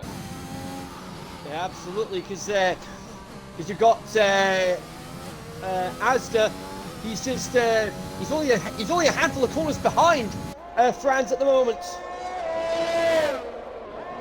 And here's the other thing though, Asda is leading. He has a 13-second gap over Rim, but both Asda and Rim are on the same tire life. The first person Asda really has to worry about is English, who is back there in 3rd on mediums, and English is about 15 seconds out of the lead. This is basically turning the entire race into a great windfall for Asda. Absolutely, and there he goes. He's just gone past now. Franz, championship leader, is now a lap down. And Pelly up into 4th position with Neon in 9th. Neon is not right now sitting in a high enough position to pass Franz in the points. Neon needs to earn at least 5 points in the race in order to overtake Franz. Because again, Franz has the point for pole position. So that would be what? Neon needs to finish 7th then, right? He does, yes. At the moment, he needs to finish at least 7th. So in Neon's favor, though, Zola is in 7th position on soft tires, and we know Zola will have to pit again. But here's the other thing, though. I think Neon is going to have to pit again also. Neon is not in a great position because he's basically had to take an extra pit stop to repair the damage. I think Neon is going to have to pit again and throw on softs late in the event as well. So Neon needs to just blitz his way up to torpedo Zola on everyone else ahead. Or he needs to hope that a bunch of people up ahead start getting time penalties. Or, and here's another option, get a yellow flag. Under the yellow flag, with how glitchy this game is, there's no guarantee that France would be able to get back on the lead lap. Neon, I think, would benefit greatly from a yellow flag at the moment. Very true. We're into the second half of the race now.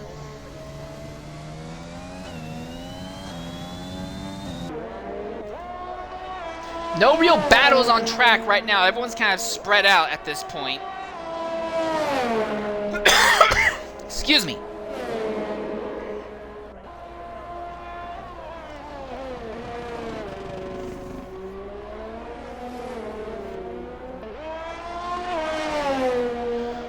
Pelly is still mathematically in the fray, but Pelly needs to somehow end up in the race lead and winning this race in order to do so. And he would need Neon to just not get very many points at all.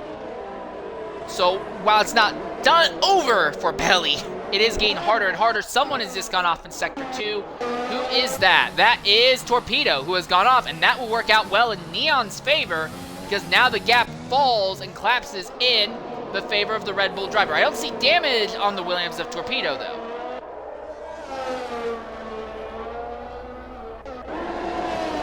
Davis John in 6th position is closing in on Snake. Here's something, Manufacturers Championship-wise, Aston Martin is actually doing very well right now, running 1st and 6th. They, coming into this race, they were 11 points out of the Mercedes camp. The highest Mercedes driver is 7th right now, so as it stands, Aston Martin is poised to walk out here with the Manufacturers Championship, especially if Davis Young can keep trekking his way forward through the grid. Yeah, absolutely. 1st and 6th might just be enough to cut the mustard for them, but we'll see what happens. Snake, meanwhile, gets a penalty for track limits. He tried to defend against John and make John run wide, but in the process, Snake was the one who ran wide, and John just kind of backed out. He's like, okay, you go ahead, you take the stupid line through turn 4. I'll just come back and get you later in a different DRS zone. Here's something else interesting. RTM English, despite the fact that at this point the medium tires should be a bit faster than the softs, English is not really closing on rim by any significant amount. In fact, it's actually Pelly who is barreling down on English still. So that could end up going very interestingly in its own right.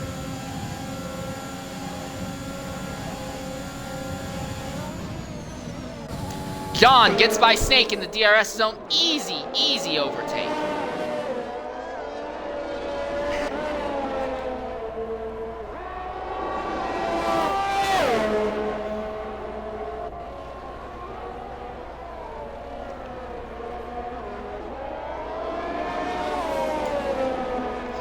English holding off against Pelly for the moment.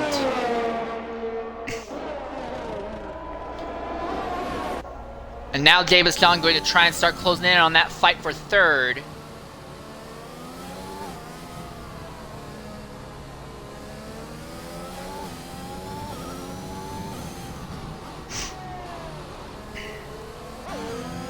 Yeah, English is just falling off in pace, and Pelly is going to just get continually frustrated. And Ozda is pitting out of the lead. Ozda pitting now. Now this will put Franz back on the lead lap, but Ozda wants to get off these soft tires. I'm guessing he's throwing on the mediums for these last 15 laps now. Very early time to swap, but that is his strategy. He's not the only one. Snake is making the same choice, but Snake is getting off of medium tires. So maybe Snake took damage somewhere. Yeah, that's a very strong possibility there. Pelly now up into 3rd place.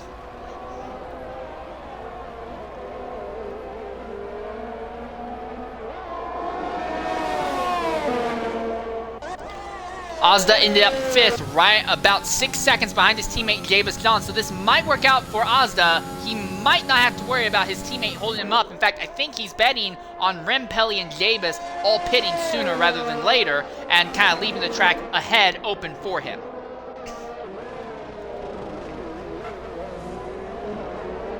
Also, Mr. Neon has now filtered up into the 8th position as Snake has made a stop. But again, Mr. Neon needs to finish 7th in order to win this championship right now as it stands. And that's assuming Franz doesn't get any more points. And Franz right now is sitting on fastest lap point as well. Pelly having to use a lot of his ERS to try and get ahead of English. Heading up to the center S's. Brakes a little later, but not both of them low on ERS. But English is going to have the DRS on Pelly. Heading up to Desino de Lago. Pelly up in 2nd place at the moment. Is he going to be able to get past? Pelly trying to defend. The Alpine defends the ins. It's going to be close. English braking a little bit later. They're still side by side heading to the Desino de Lago. Who's going to lift? left, but it's going to have to give way.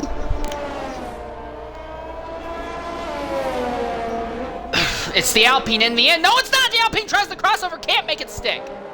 And Ooh, I didn't think you could run side by side like that for that long around this circuit.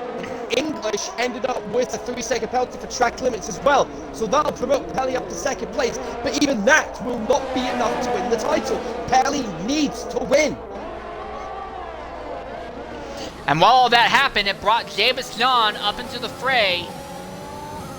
John in fourth, and he's on tires that are about a lap fresher than Pelly. Here comes Pelly with another big head of steam, dives to the inside going into turn one, runs the AlphaTauri a little bit wide. Tari gets a tire into the dirt and still keeps it side by side through 1, 2, and 3, and he's off! English hard into the wall! That's English gone! And that's a full course safety car! Well, how the turntables! And Now, English what's is everybody not gonna going to do be now? happy with that.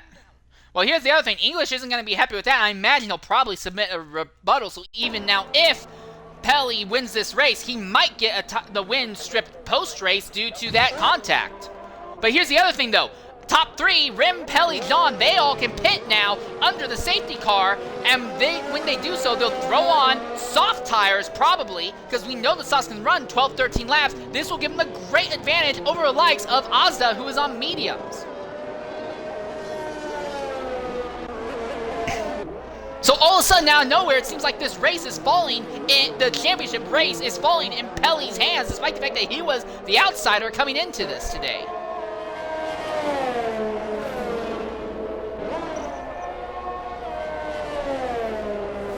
Rim coming into the pits. Pelly comes into the pits as well, as does Jabez John. Azda, he also has to pit because he wants to be on the soft tires. Torpedo, he's going to probably pit and throw on softs as well. Now here's the other thing though, all this does also puts Franz and locks Franz back onto the lead lap. Same with Herbie. I think Herbie is also going to, yes, Herbie will be back on the lead lap now as well. So Franz and Herbie will be 11th and 12th on the lead lap, so Franz could get back into the points main position. And if Franz starts earning points again, the championship fight falls right back in his favor. You got to think Franz will be breathing a huge sigh of relief that he'll be back on the lead lap.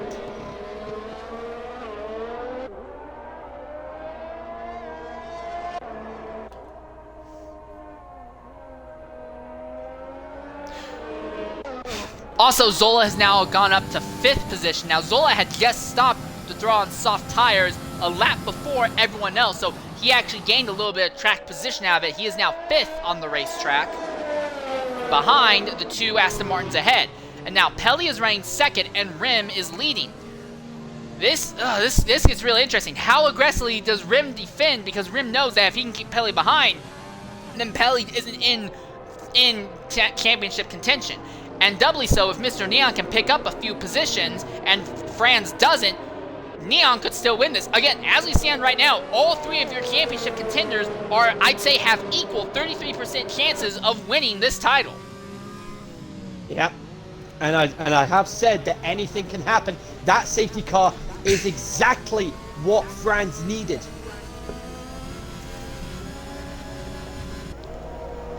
I think the only one who wasn't happy that that safety car came out the way it did might end up being Neon, because at the rate it was going, I think Neon, it would have taken a while, but he was on pace to pick up at least another 1 or 2 positions on pace alone, and that would put him over Franz. Now he has to deal with drivers ahead and drivers behind fighting against him. Pelly, this works out well for him because now he doesn't have to worry about Azda coming back later on tire strategy and getting back ahead of him. Pelly just needs to overtake the Red Bull of Rim. And obviously, like I said, Franz now, he's back on the lead lap. He's 11th now, and he does have a time penalty, but it shouldn't be too hard for Franz to gain some positions, in theory. In theory, absolutely. But catching is one thing. Getting past is a completely different ballgame. Well, you can say that again. This has been a long safety car as well, simply because of how spread out the field was. Air Max still in 10th position, still hasn't even caught the rear of the grid. And real quickly, I do want to go ahead and look at the telemetry when it comes to fuel thus far in the event. As I'm going down the line, everyone in the top 9 positions are good on fuel. 10th, Air Max, still iffy when it comes to fuel. Franz in 11th, he's good on fuel. AK Herbie in 12th, he's good on fuel. Dave in 13th, still good on fuel. So Air Max in 10th needs to figure out a way to save a little bit of fuel between now and race end. But other than that, everyone else should be good on fuel to the end of this race. Yeah, especially with how high the fuel usage is around this track as well.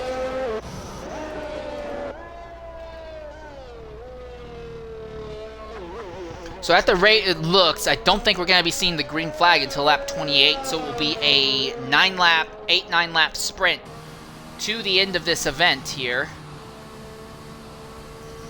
Yeah, the safety car staying out for another lap. Kind of frustrating for Dave because Dave is in a position where he's trapped a lap down and he's near the back of this grid as well, so he has no way of getting back on the lead lap. For Dave, if he wants to take home any points, he needs a lot of chaos and anarchy to happen on this restart. And as we've seen before with late safety cars, that does tend to normally be the case. And here's the other thing to consider. Time penalties are still going to have a factor. Franz has a time penalty against him that's not going to help him going forward. Neon does not. Pelly does not. Rim, who's leading this race, does not have a time penalty. The Aston Martins are in the best position right now for the Manufacturers' Championship. They're ranked 3rd and 4th, but both of them have time penalties against them, and that will negatively affect them moving forward.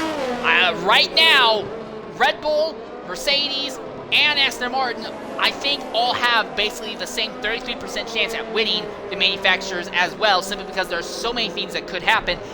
And there is going to be DRS. When we go green flag, it's not like a 2-lap sprint and it's over. DRS could play a fact. You need to get away from the people behind you as quickly as possible, just so they aren't going to try and give you hell going into turn 1 or going into turn 4. Alright, Herbie has now caught the back of the grid, so we should be going green coming on to lap 28. Yep, there we go, safety car in this lap now, here we go. 9-lap sprint to the end. There could be another yellow flag, but I'm hoping it doesn't happen.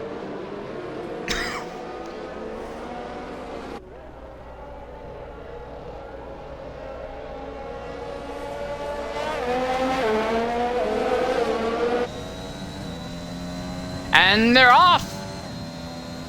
Rim has a nice commanding restart and opens up a 7/10 gap over Pelly. Aston Martins immediately start fighting with each other going into 1. And Azda trying to get by Jabastan. He does. Azda by Jabastan before they even get out of turn 2. Azda says, hey, look, I'm the one who's supposed to have been winning this race. I'm not going to let this yellow flag get in my way. Yeah, Azda definitely a man on a mission to try and get that race win. But not only does he need to get in front, he also needs to build up the penalty deficit that he has right now. Neon is in 8th right now behind Snake. Snake, though, has a time penalty, and as that stands, that means that Neon would finish 7th and take home the championship, but just barely. Franz is not in points paying positions yet. He is trapped behind Air Max at the moment. Yeah, by 1 point, Neon would win the Drivers' Championship as it stands.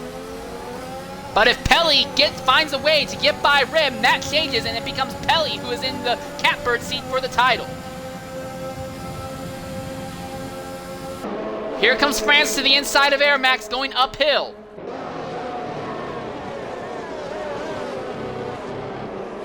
Franz is going to have a little bit of trouble, but he is by. So Franz now in the points paying position. Again, though, Franz has a time penalty. He needs to outrun, so he's not realistically in the points yet. No, because with that 3 second Neon penalty, has... AVS fan made a big dive on Neon and nearly wrecked both of them going into 4. So Neon is having trouble keeping up with Snake up ahead of him. And Pelly in 2nd is closing on Rim. Yeah, DRS will be enabled on the next lap, but they won't be able to use it down the pit straight. They can use it, though, heading down the Retroposta down towards the Cielo del Lago, which is just after Curva do Sol turn 3.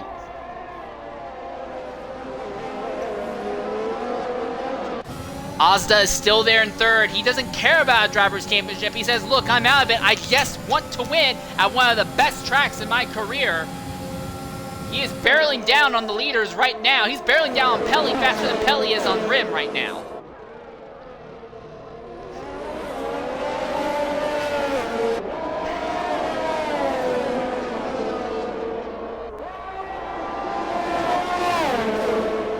right, DRS now on, and lets Pelly close to about a third of a second off of Rim. Ozda a third of a second off of Pelly, and Davis Dunn is there in fourth, ready to capitalize if things go sideways up here. Neon is by Snake, so now Neon is in a position where he can win the championship. Yeah, but Snake has dropped a number of positions in the process, one of them being to Franz as well. So that promotes Franz up into... Yeah, Franz now back in the lead of the championship. Neon needs to make another position again.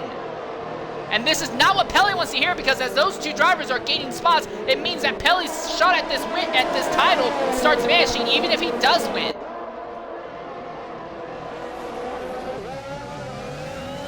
And Neon is stuck in a DRS train. He's third in a DRS train behind Torpedo and Zola. Zola has no DRS, Torpedo does. Here comes Neon, here comes Torpedo. They're both flying up to Zola right now. And Neon gets by Torpedo. Torpedo tries to stick it alongside. Neon is up another position. He's into 6th now. And that puts Neon back in the lead of the championship. Franz needs to start making progress, and pronto. Torpedo's not done with it. Torpedo shoots to the inside. He's back by the Red Bull. He runs the Red Bull off circuit. Neon falls back to 7th. Franz back to the lead. Oh my word, Neon will not be happy about that. And wait just a minute. Franz is right on the back of him. And they're still stuck in this DRS train. Zola is right now Franz's biggest friend, best helper, confidant, briber of the Brazilian courts, and bedfellow, because he is making hay for his teammate at the moment. Yeah, Zola definitely helping with not just Franz's hold for the Drivers' Championship, but more importantly, for the Constructors' Championship. Zola will be looking to bag his second Constructors' Championship of the season. At the front though, here comes Pelly for the win on Rim. He goes on the outside, can't make it stick. The top four are all kind of stuck with each other and can't make anything happen. Yeah. Neon just gotten by Torpedo, going into 1 now. Still keeps him 1 point behind, but here we go. Asta hit it round the inside of the zero to logo, side by side with Pelly. He's through. Ozza now into 2nd, and now he puts his sights on Rim. Neon trying to keep Torpedo pinned on the outside, and he puts Torpedo between himself and his title rival. Yeah, but even at that right now, 6th place is not enough for Neon. And Franz follows. Now Franz is in 7th as well.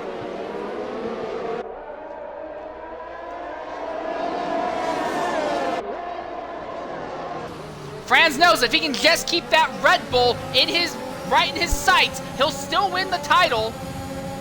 And the next person that Neon has to pass is Zola, who is Franz's teammate. Ozda has just gotten by Rim at the top. Yeah, that's for the race lead. But Ozda still has a 3-second time penalty he needs to outrun somehow. Neon gets himself ahead of Zola for 5th place. Zola pulls off circuit because he wants Franz to win the title. Franz has DRS on Neon. Drag race down the straightaway between your 2 championship contenders, and Franz is back by Neon. Not only ahead on track, but ahead in the championship. And then when it comes to the manufacturers, this also changes things for the Mercedes, because yes, Franz is now 5th, but Zola lost so many positions, he has fallen to 8th. Red Bull is in the position to walk out here with the manufacturers right now. Oh my word, this is going to require so much number crunching at the end of the race. Neon is still behind Franz, and Neon is in a position that if he can make it work, he could get DRS and get back by Franz. Here's the other thing though, Franz has a time penalty, Neon does not. That is very true. We need to keep all of that in account. Ozda, DRS overtake back by Rim, no issue there. He really gets hard on the brakes and basically tucks that Red Bull right under him in 1, then shoots out of 3 with all this speed, but it's not enough because DRS and ERS works in the Red Bull's favor. Rim goes to the outside, Ozda holds the inside, neck and neck going into 4. Neon and Franz still battling for 5th place now. Neon having to force Franz on the inside, and Franz breaks a lot later than the Red Bull, and that puts Franz back into 5th. We're gonna have a wreck for a lead in this race. We're gonna wreck for a lead in this race. Asda. Rem will not get away from each other. There's still 7 seconds, even 7 seconds for half the lap. What did they do to separate these guys? I don't know. I think Alistair's got damage. Well, no damage at the moment, but he did rear end Remick, so. No, I think he does have damage because he's not able to make the corners anymore. Now we see Pelly go by. Now his teammate James Young goes by. Is Pelly going to have DRS? I don't think he will. No, he doesn't. That leaves it vulnerable to both Aston Martins. They're all on top of each other going into one. Well, now Rim is 1.6 seconds ahead of James John, so Rim is walking off with this race win. Meanwhile, Neon is running behind Franz, trying to make something happen. He wants Franz to just get enough time penalties that he falls a bunch of positions back so Neon can still walk out with the driver's title.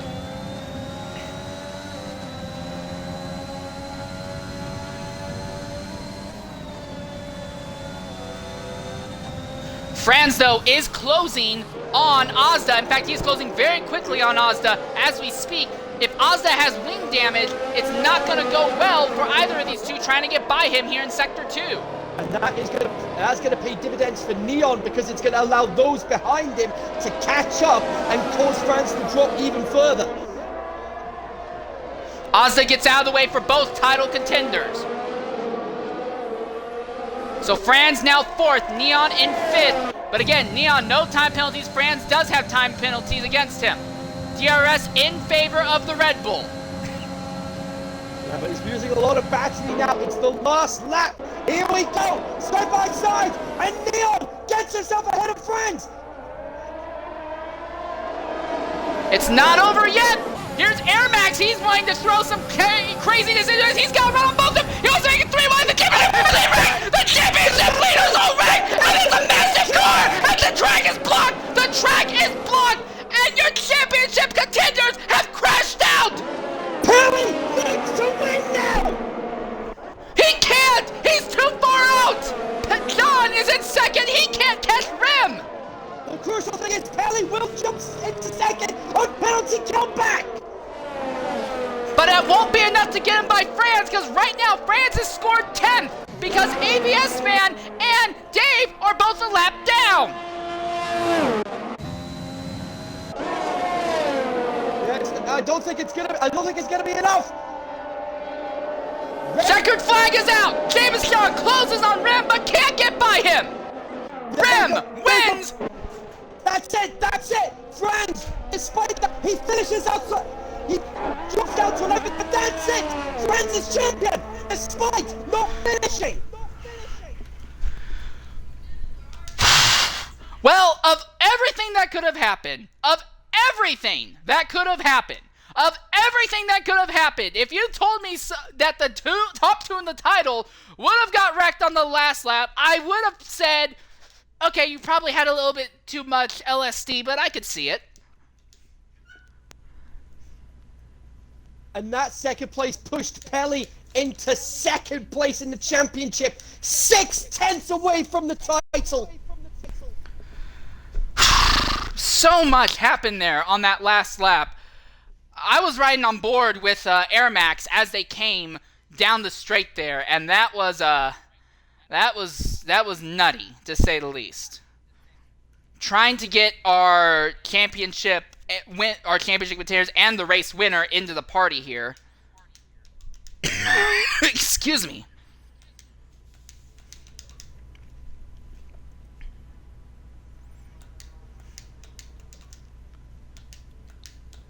All right, well, coming into the party right now, we do have Pelly. Pelly, go ahead, include your audio.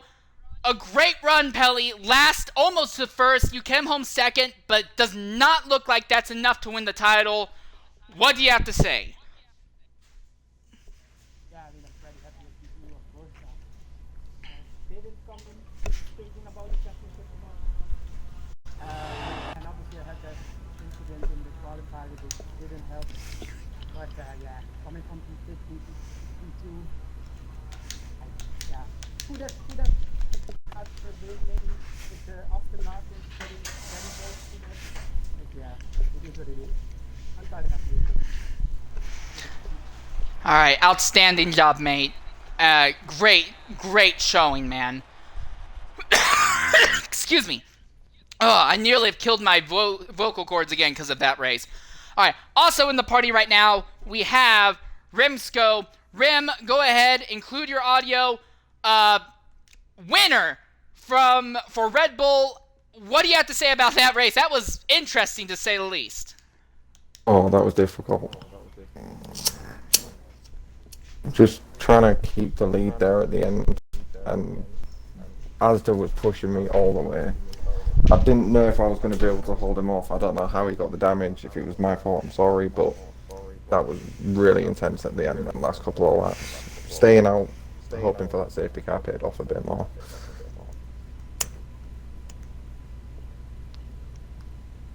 A minute. Well, you took you took home the victory. It doesn't look like it's iffy. We don't know. Manufacturers Championship is so up in the air right now. We have no idea who's where. You might have been able to pull off a win for Red Bull for manufacturers. We just can't tell because of everything that happened on the last lap. Yeah, it's so close at the top there. All right. So I do want to go ahead and ask you, though.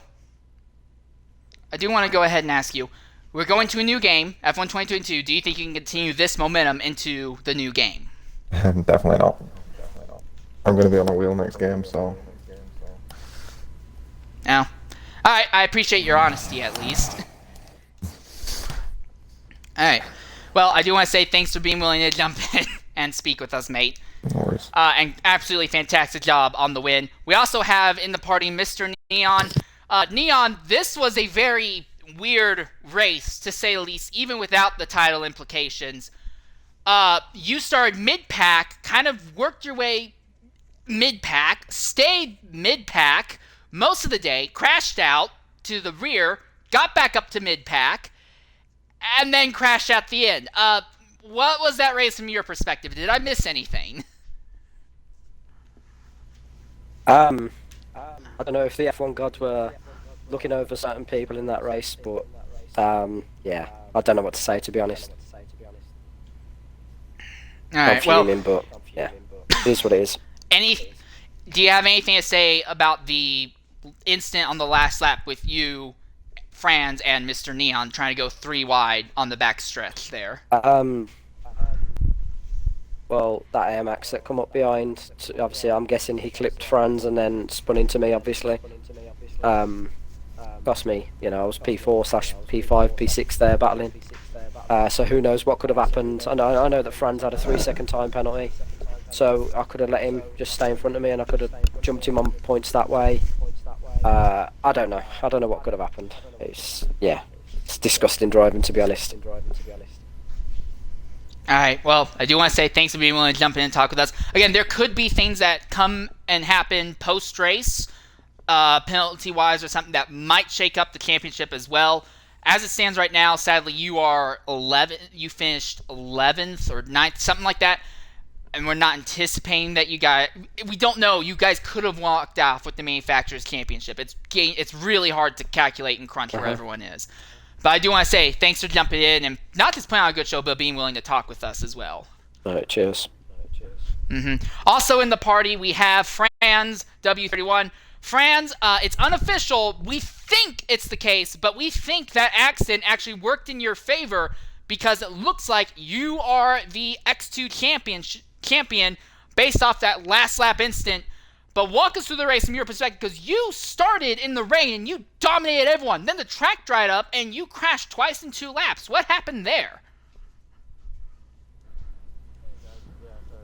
Just first of all, thanks to everyone for the season, and Neon especially for the race. That was super intense. But yeah, I had a great quali, had a great first stint. I was actually on a dry setup. But yeah, I just had great pace in the wet, and I was on the controller. And as we switched to dry, I think I did the first 4 or 5 laps still with the controller on the dry. And then when I felt the temperature in the tires and everything, I went to my wheel.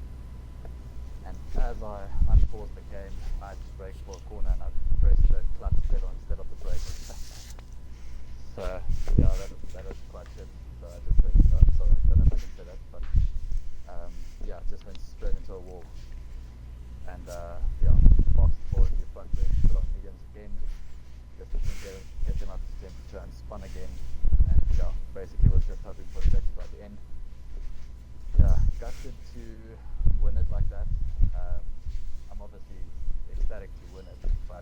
do it like that just doesn't feel great. But yeah, obviously it's a whole season, not just one race. So yeah.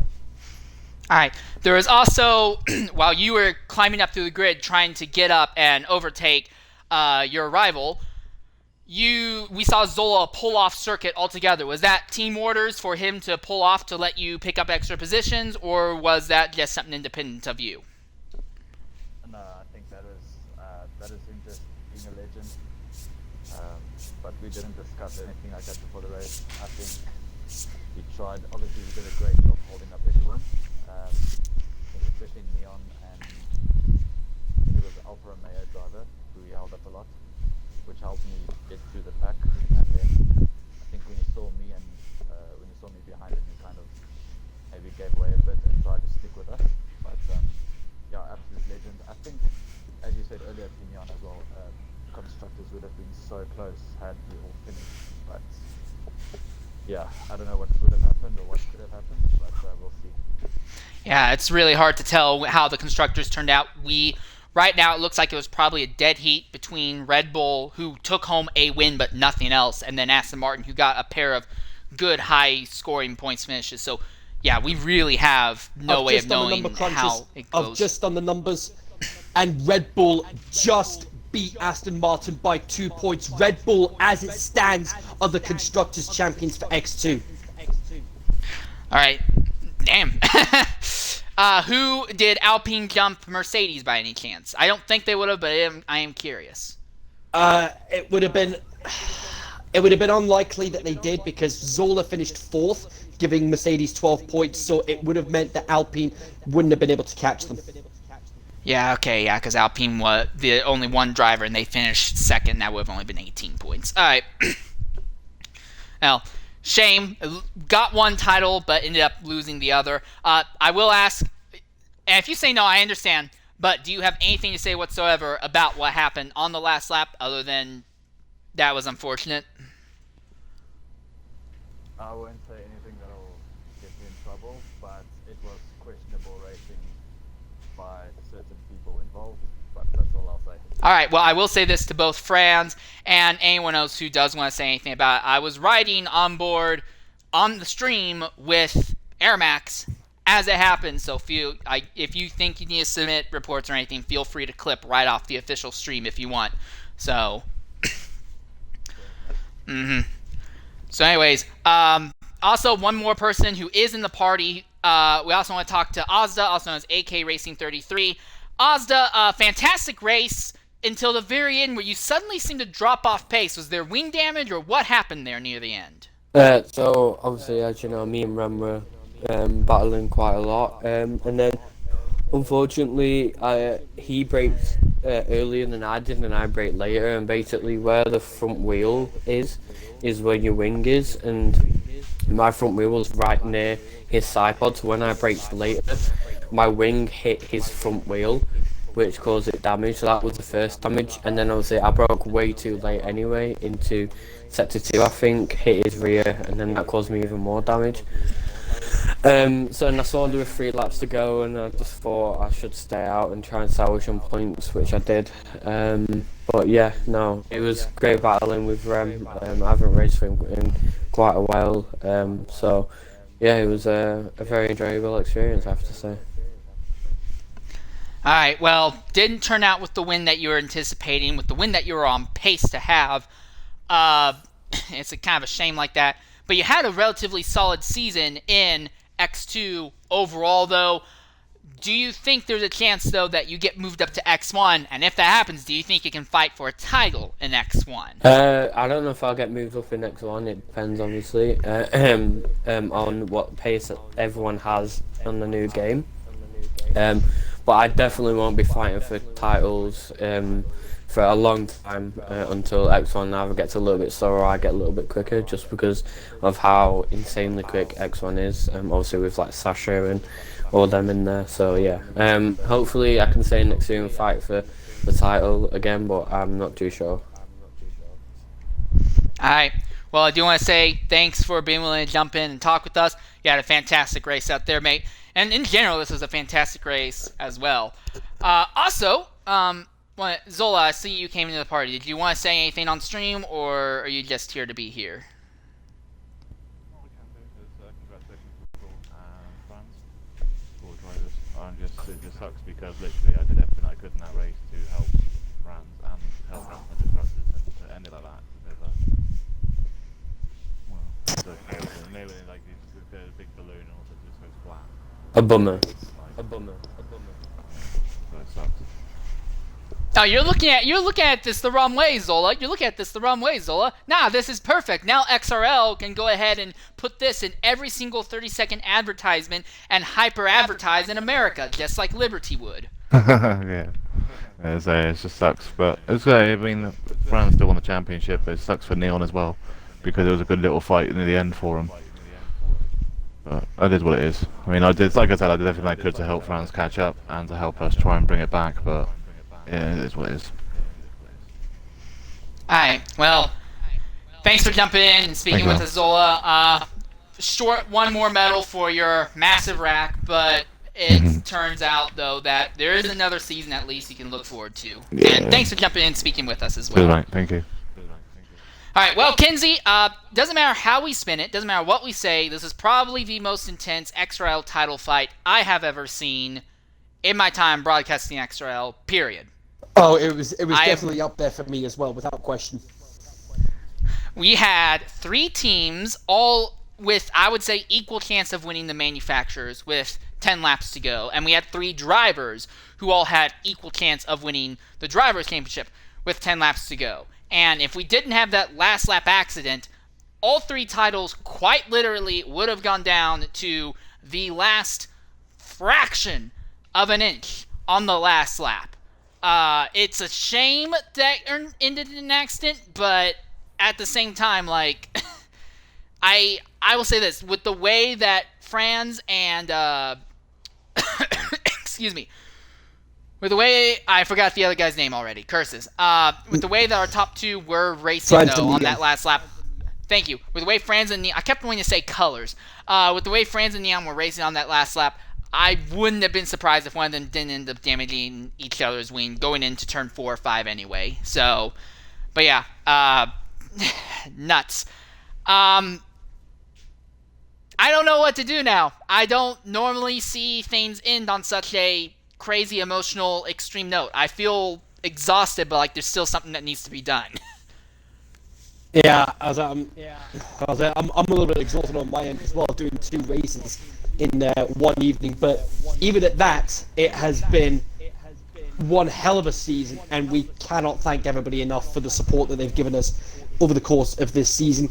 And with that, it does bring to an end Season 6 for the Extreme Racing League. We'll be back anywhere between early to mid-August once we've done all the testing, we find everybody's pace, and then we'll take it from there to see who goes where, and then it'll be back to business as usual when the new season gets underway. Okay, so I do want to go ahead and say one more thing. Everything we have said regarding champions and stuff is still a bit up in the air. The big thing to consider is we do not know what post-race penalties may or may not be applied to drivers. I didn't see anything significant happen to Rim, but I also didn't notice Rim really until the last section of the race. We know second place, Pelly had an incident with an AlphaTauri that brought out that yellow flag. We don't know if there's going to be any penalties on that. What we're saying right now is the actual champions in both manufacturers and drivers could change over the next 2 days once all the penalties are added up and then properly appealed. I hate to say it, and I hate to be the bearer of bad news. This could end up being one of those things where it doesn't matter what happens, no one is going to really be happy with how this title turns out and who actually gets either title in both drivers or manufacturers. For everyone who is watching, and for everyone who goes back and watches this later, for the love of God, please be civil. Yes, people make silly mistakes. Yes, people make stupid decisions on the racetrack. And yes, sometimes even officials make mistakes. There is no need to be throwing hate or vitriol to the drivers or to the officials based on what happens here or what happens afterwards. I can say personally that everyone here is human. That means that everyone here is going to make mistakes. Sometimes intentional, sometimes not. I guess if it was intentional, you'd call it they'd make a purpose. But irregardless, this is still a racing community that is based relatively highly on being respectful and friendly with each other. Whatever happened here, please do not let that carry on to the next week, the next month, the next year, the next game, whatever. That's it. I have nothing else to say on my end. I've been your host for today's broadcast, Insane Later 13. I've been joined by my fabulous co-commentator, in my opinion, one of the best commentators I've ever heard, Kinsey Retro. Extra will be taking a several-week break as we transition onto F1 2022. It will be probably about a month's time before we start seeing points races come back for X1, X2, X3, Dev, and Realistic. Until that time, I wish you all a fantastic day, and goodbye all.